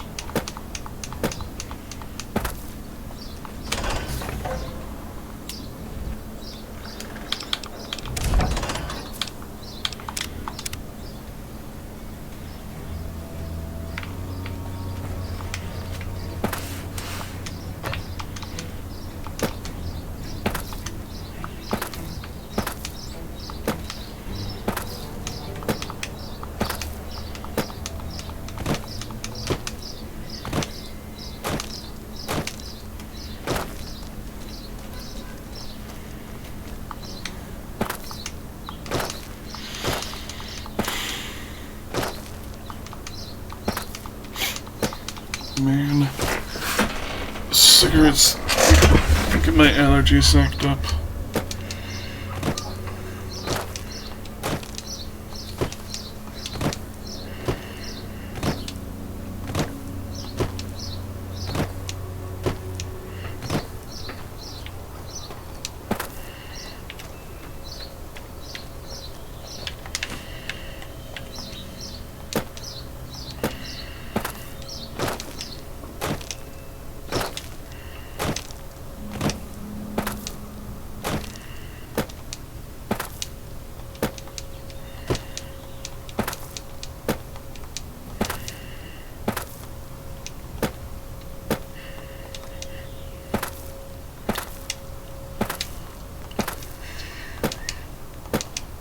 Something that I feel is an issue in all Bethesda games, starting with Oblivion, is the leveled loot system. You'll never find anything truly amazing. It'll always be something in your range. Like, gone are the days where you can find, like, this hyper enchanted silver claymore if you know where to look for it, any particular guard tower in Balmora. Instead, you'll find an iron sword with 2 fire damage in Skyrim. Well, you've proven it. As there is a negotiation with a smaller trade. There's also, in fact, there's a small trading outfit. I have it on good authority. Cass frequently. Thank you. There we go. This should be able to let us get Cassidy Caravans moving. You looking to buy or sell?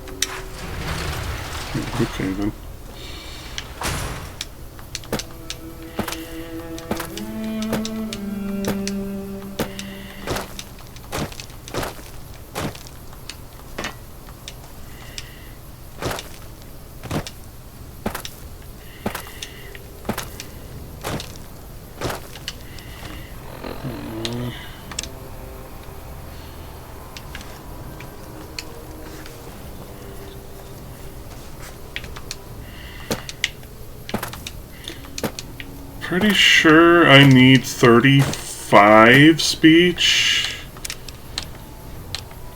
to get her to come with you.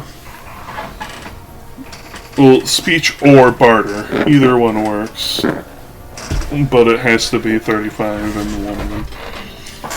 In 55 if you're wanting a bigger bonus. My gosh. I hate cigarettes, man. They stink so bad. Not as bad as weed, but still pretty bad.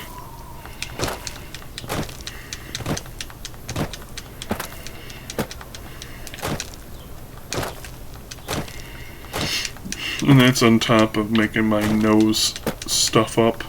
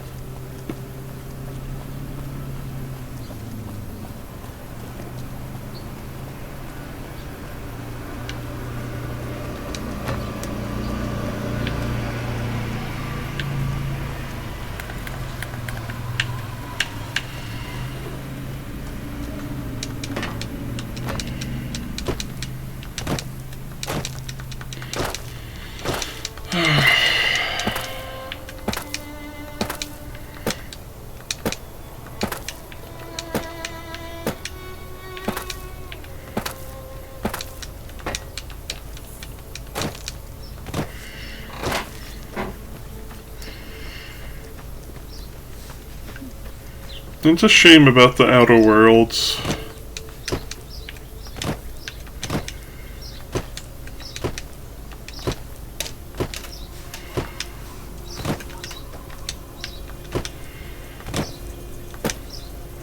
They went heavy on the marketing from the makers of New Vegas and Knights of the Old Republic. Then they put out what they did.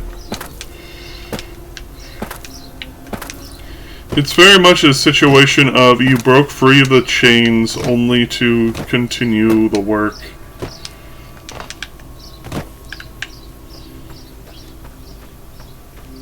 Like the people that made High Guard. But like with Obsidian doing it for the Outer Worlds, they make their own RPG, but they... Is that just a giant gnome?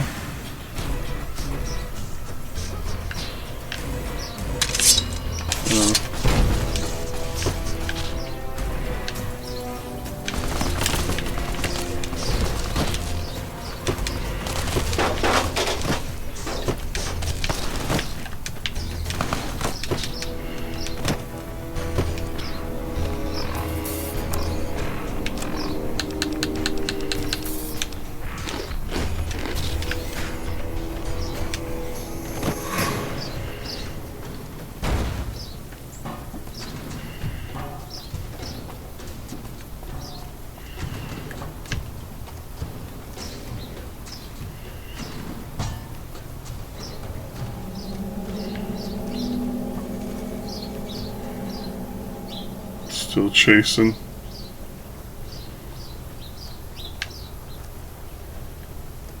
Can't catch me. I'm the Weedy Man.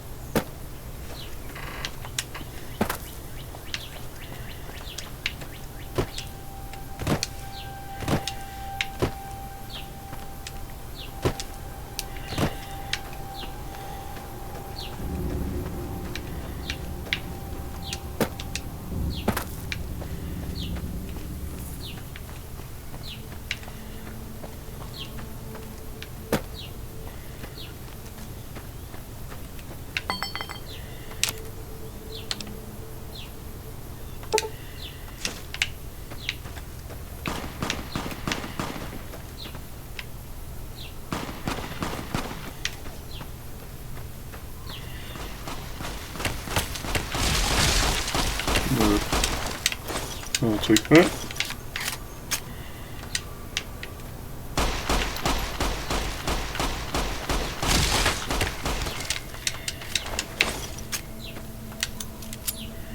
Hello?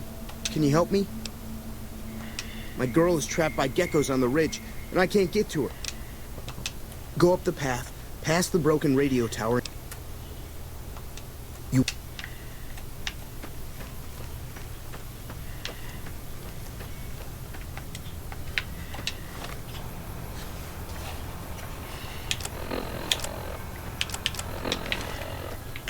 So, can I do...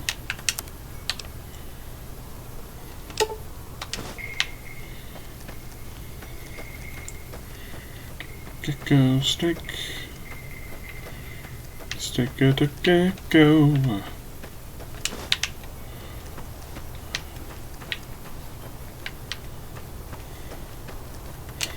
Find a root, broccoli flower.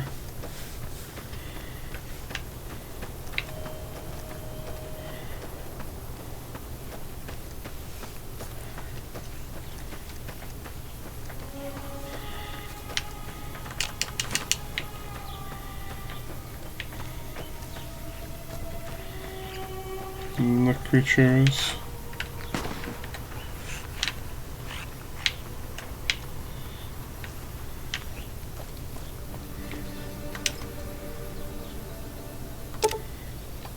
Actually, just take all.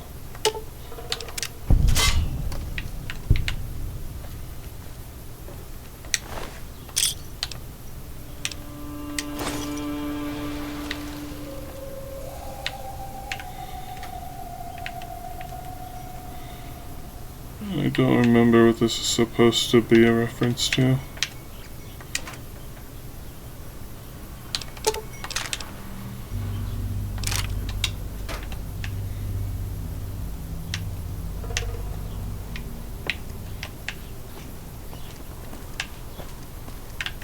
Oh, I walked right past another one.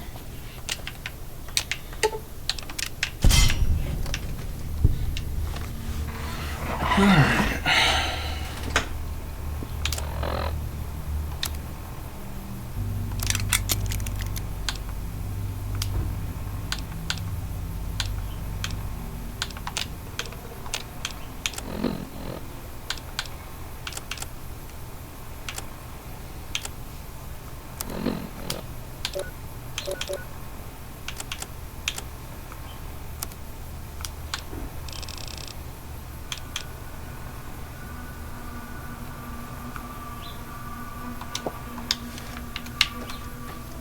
Unit.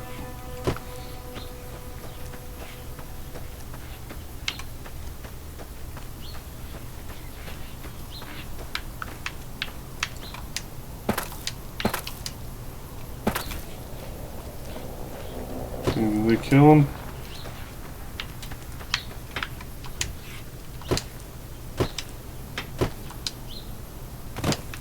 Is he still down here?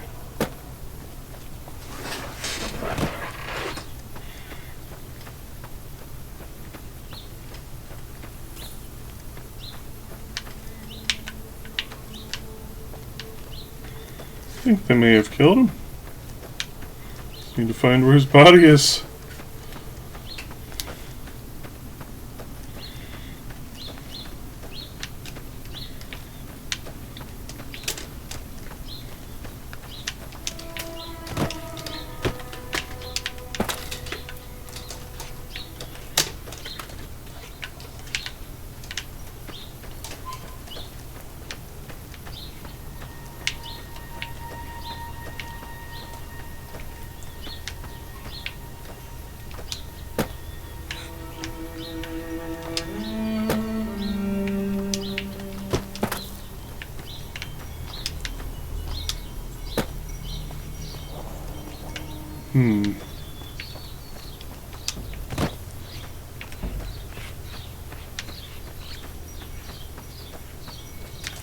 Oh, there he is.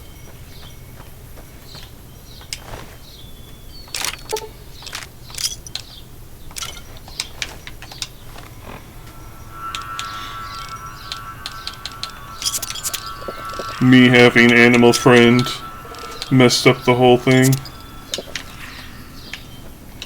Dehydration level.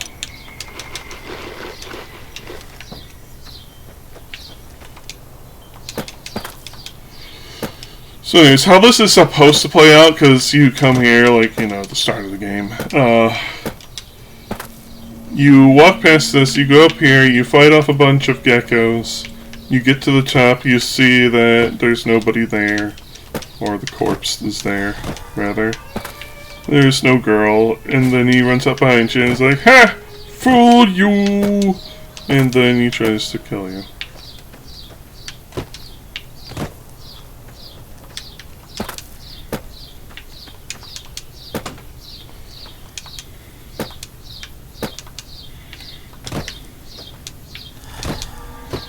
It's just a minor quest is all.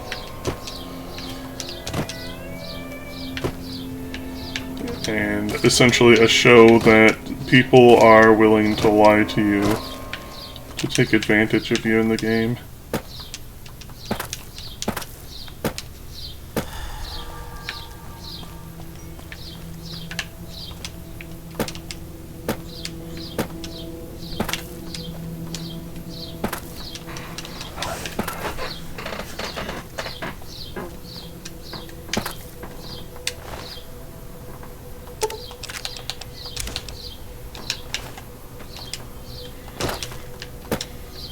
Hey.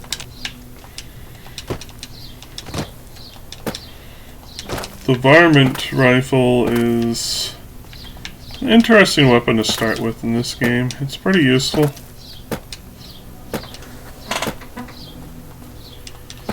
The real varmint rifle you want to get your hands on, though, is called the Rat Slayer. It's a unique one. It comes with all the bells and whistles. And it has a highly boosted critical rate or damage, I don't remember.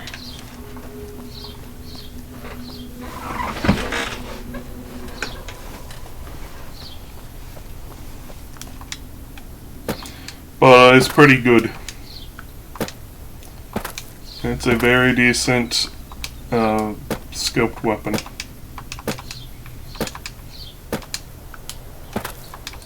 And the ammo is plentiful and cheap. So taking out small critters with it is pretty great, especially if you're going with normal guns.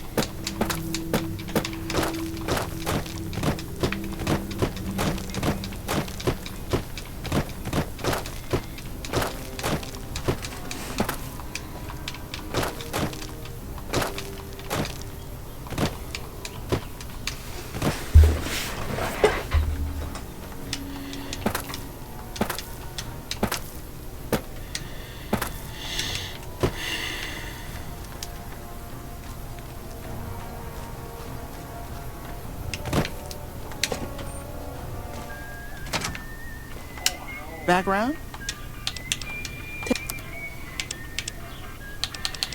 Give me your beer.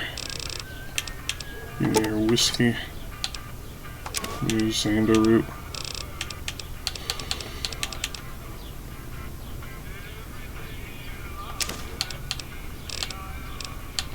I should have that. I'll take that. Power Fist, high cap, fouls. Power Fist is a fun weapon.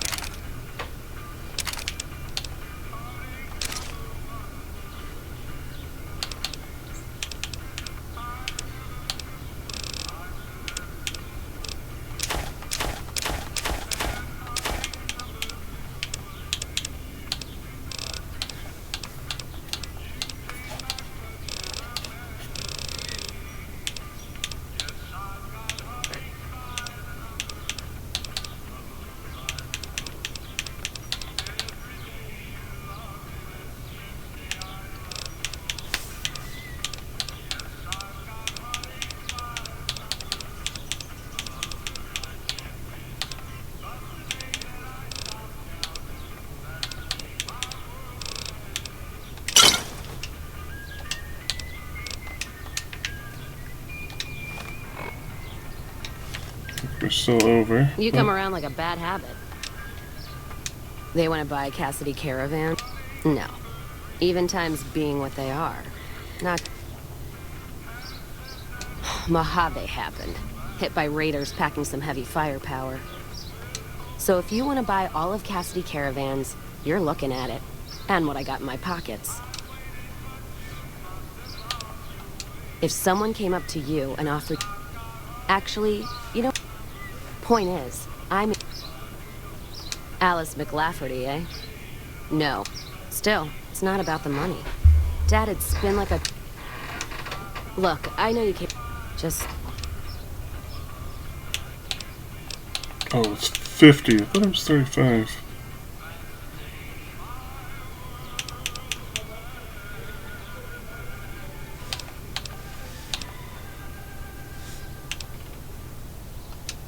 I got a bar, men who don't say a word, and... What's on...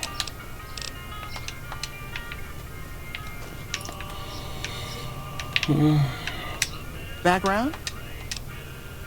Do you have any jalapenos? I didn't even look.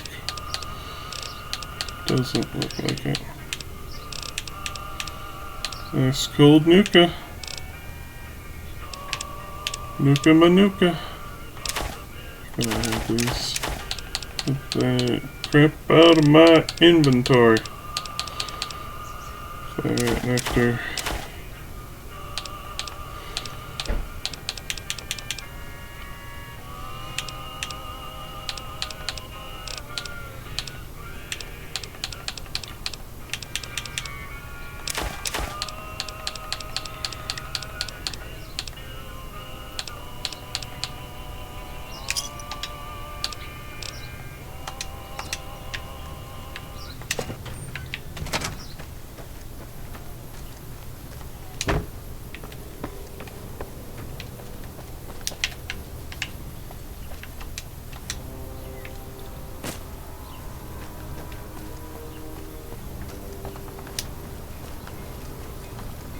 Evening.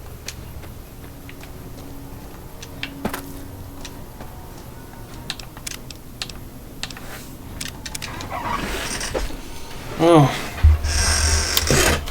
A bit annoying, ain't it?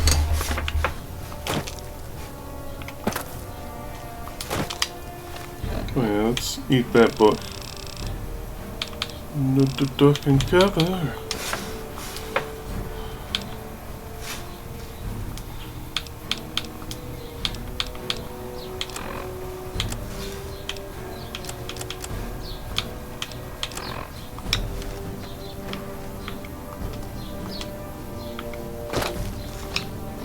What am I doing on my survival things?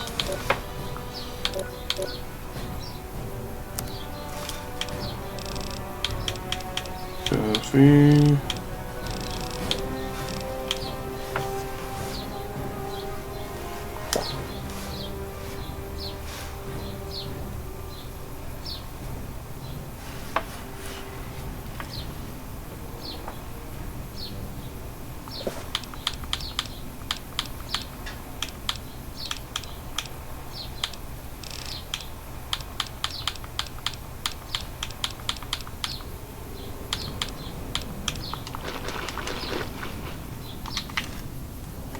should make me good on everything, right? Yep. I'm going to go see if I can't make myself some more coffee too. In the game at least, not IRL. Had enough coffee.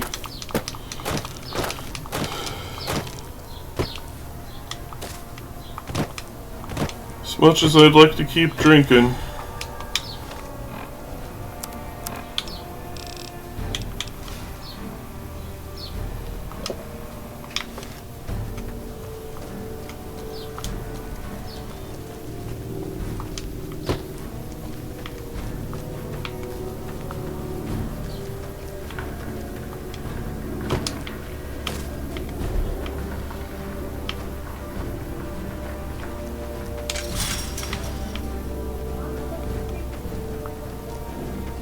Doesn't look like there's a campfire here. Oh, whatever.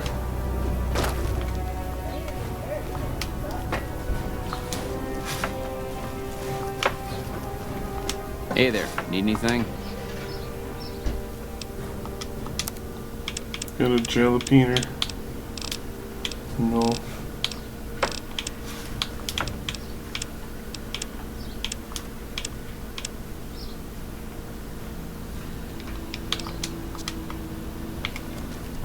Shay Starp.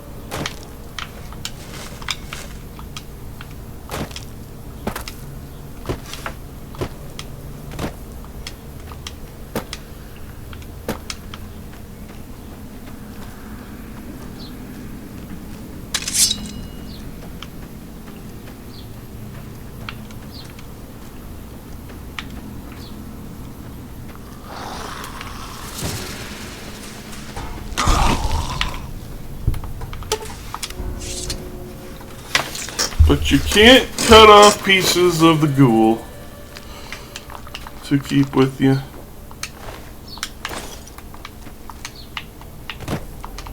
But you can sure devour them, alright.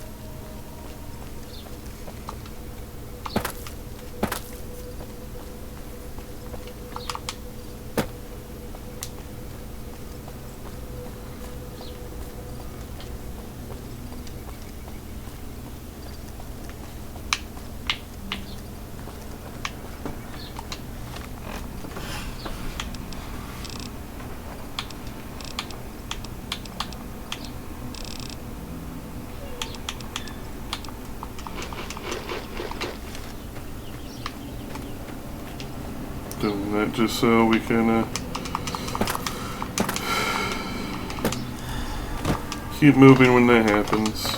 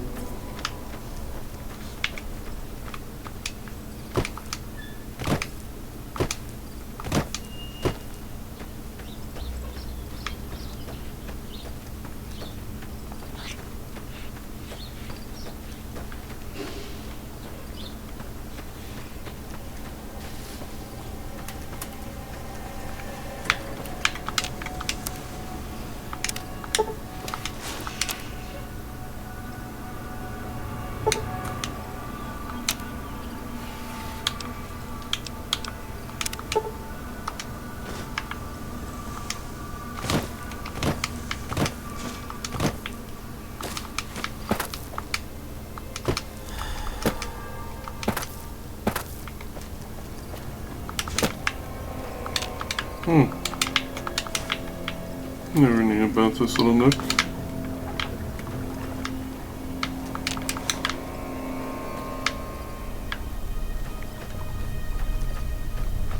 Little hidden watering hole.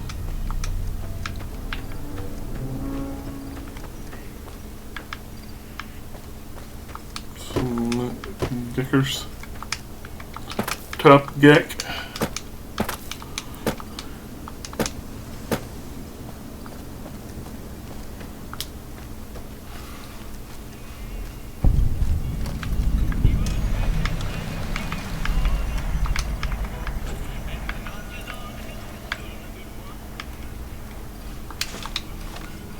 Another Wasteland Survival Guide.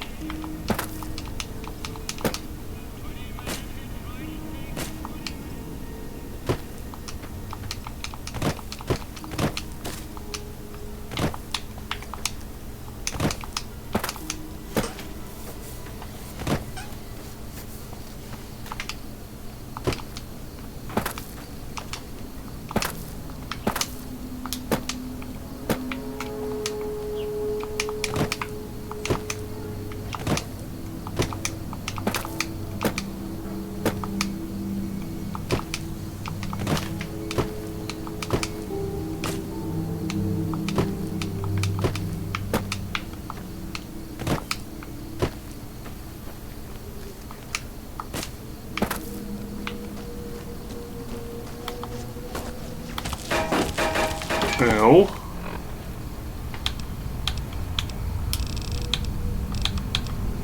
Where is that kneeling poultice?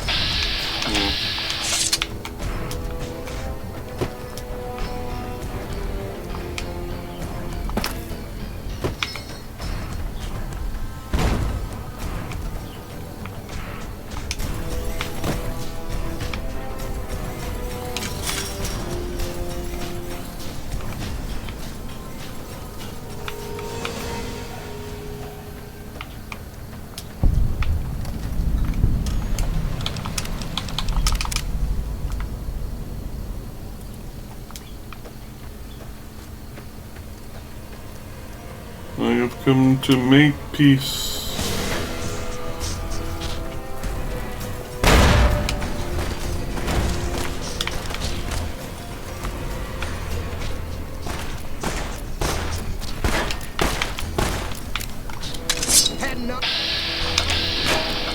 Okay, apparently peace is not going to be had.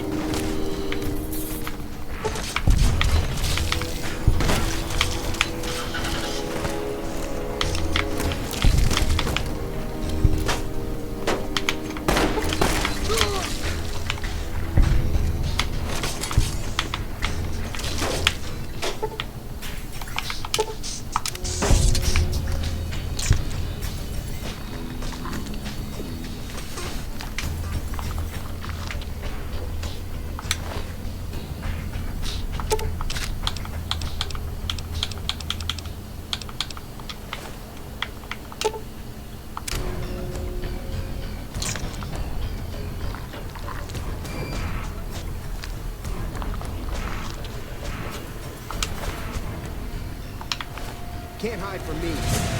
Like that? I'm hit!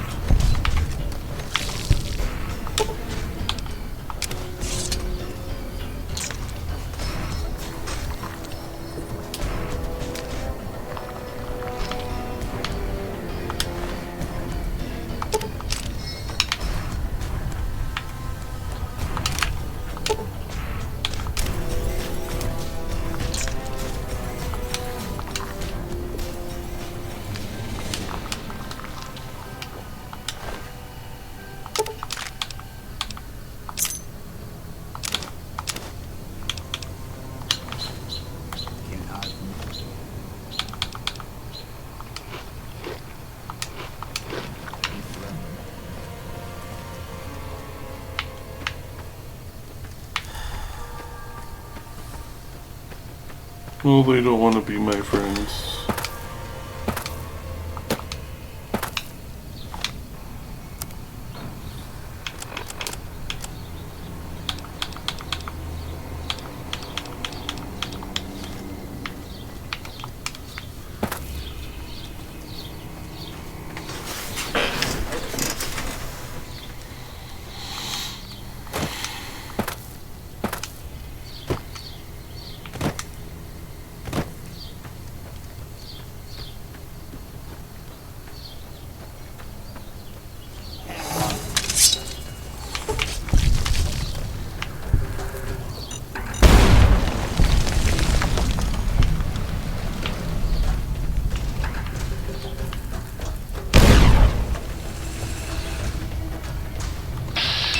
Nothing personnel, kid.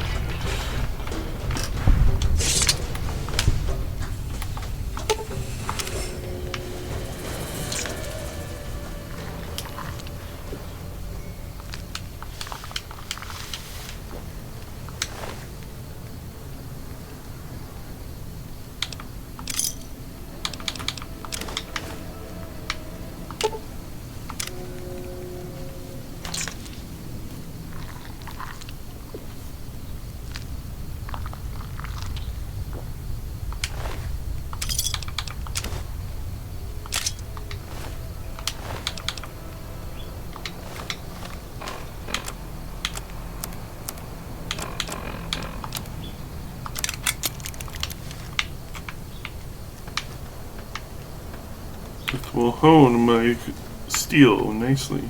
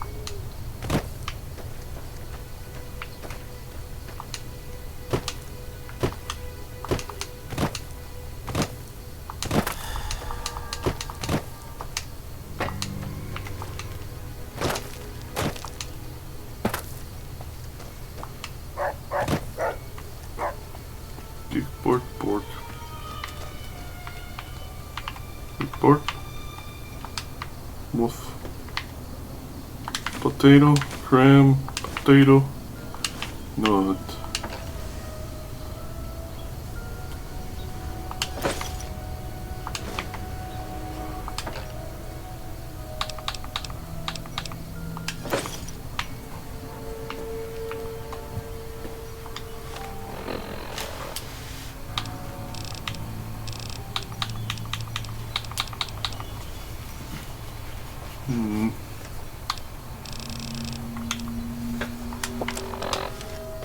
Drink of whiskey.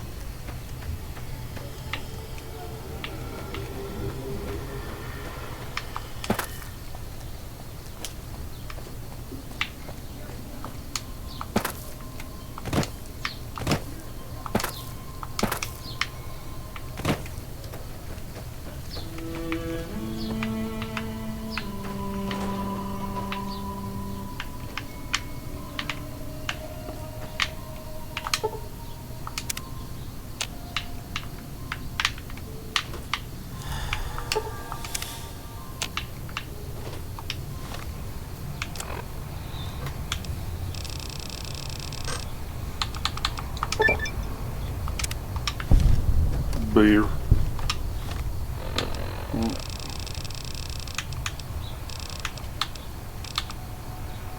This should give you minus water too, but it doesn't. Remember to hydrate or dehydrate, gamers.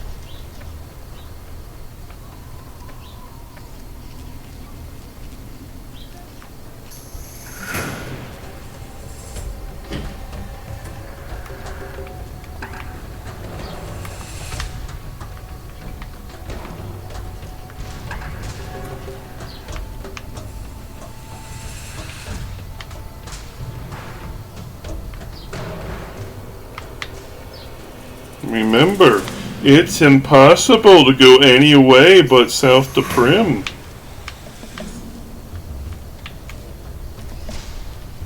There are people who genuinely argue that.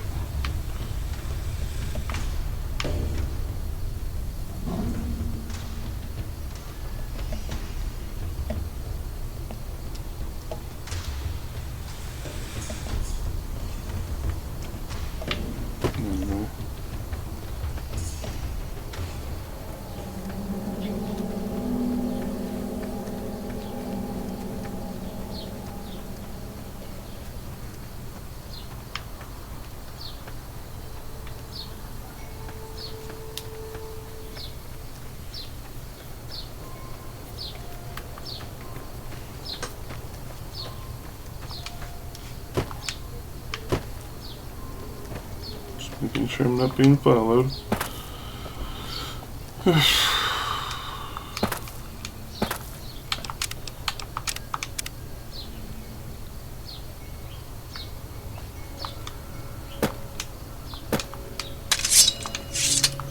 Now, if you want to be a moron, guns blazing, blasting everything you come across, yeah, you're not going to be able to go up through the middle or the walk-around area where the cazadores are.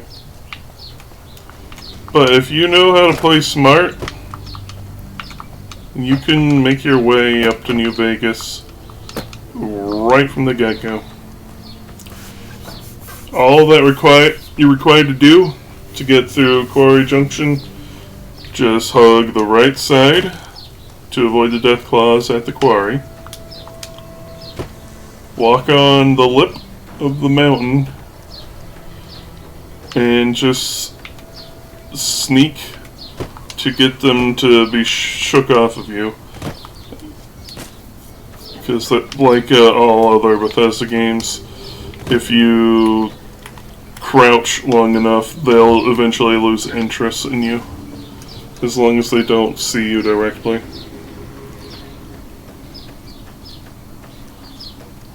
It's not hard at all. But there are people who are like, oh, New Vegas is linear because you have to go south. No. You really don't. You have like 4 general options to get to New Vegas from the start of the game. The easiest is to do what the story leads you to do, but it's also the longest. The next easiest, arguably, is going through Hidden Valley. You can come up to Helios, and you can continue walking up to New Vegas that way. The next one is, you can argue the left side, where you take the highway up. But there's all those cazadores. But cazadores are a lot more manageable than Deathclaws. Because unlike Fallout 4 Deathclaws and onwards, Deathclaws are not a joke in this game. But that doesn't mean that they are the, like, complete death of you, as it were. Like, you can be smart about them, which is why, as I've displayed, all you have to do is just have a little know-how, and you can sneak right through and make your way to Vegas. It's the fastest and arguably the harder way. Welcome, sir, or ma-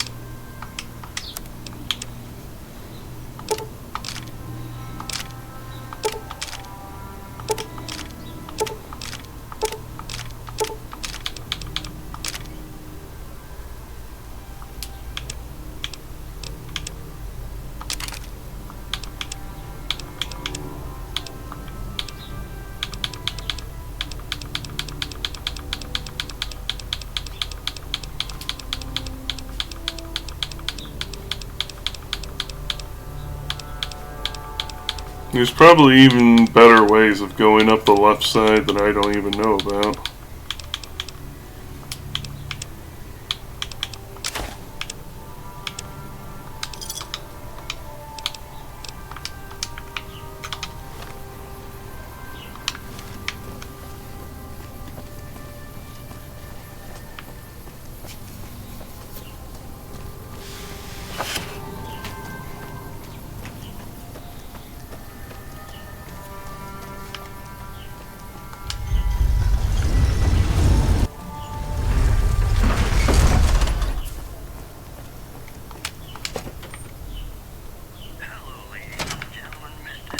Hey, what can I get?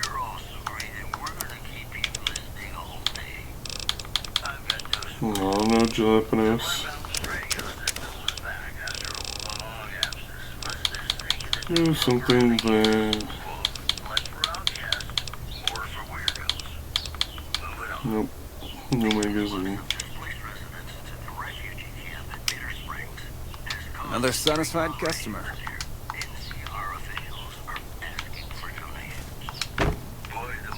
Hey, what can I...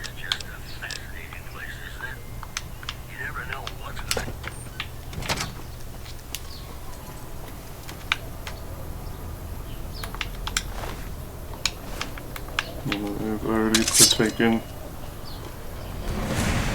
Like that?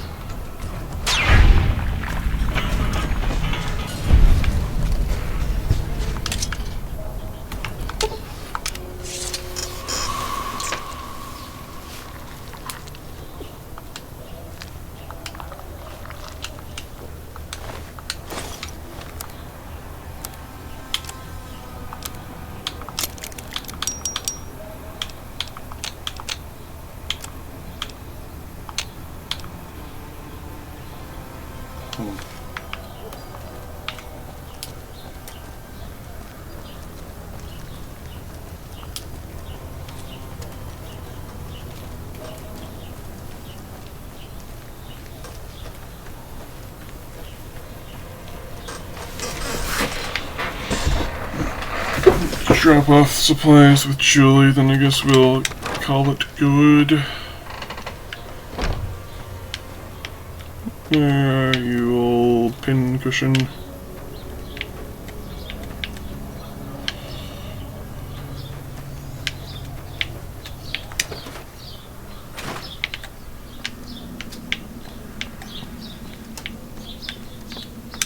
Welcome.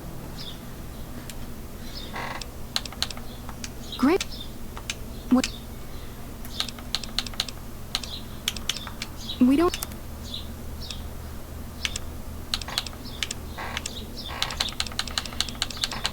Don't need this government crap in my inventory. Get it out.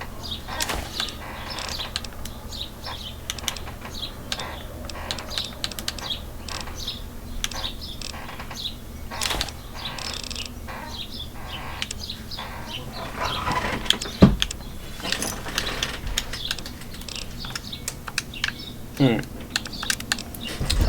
Peace out, everyone. See you next time.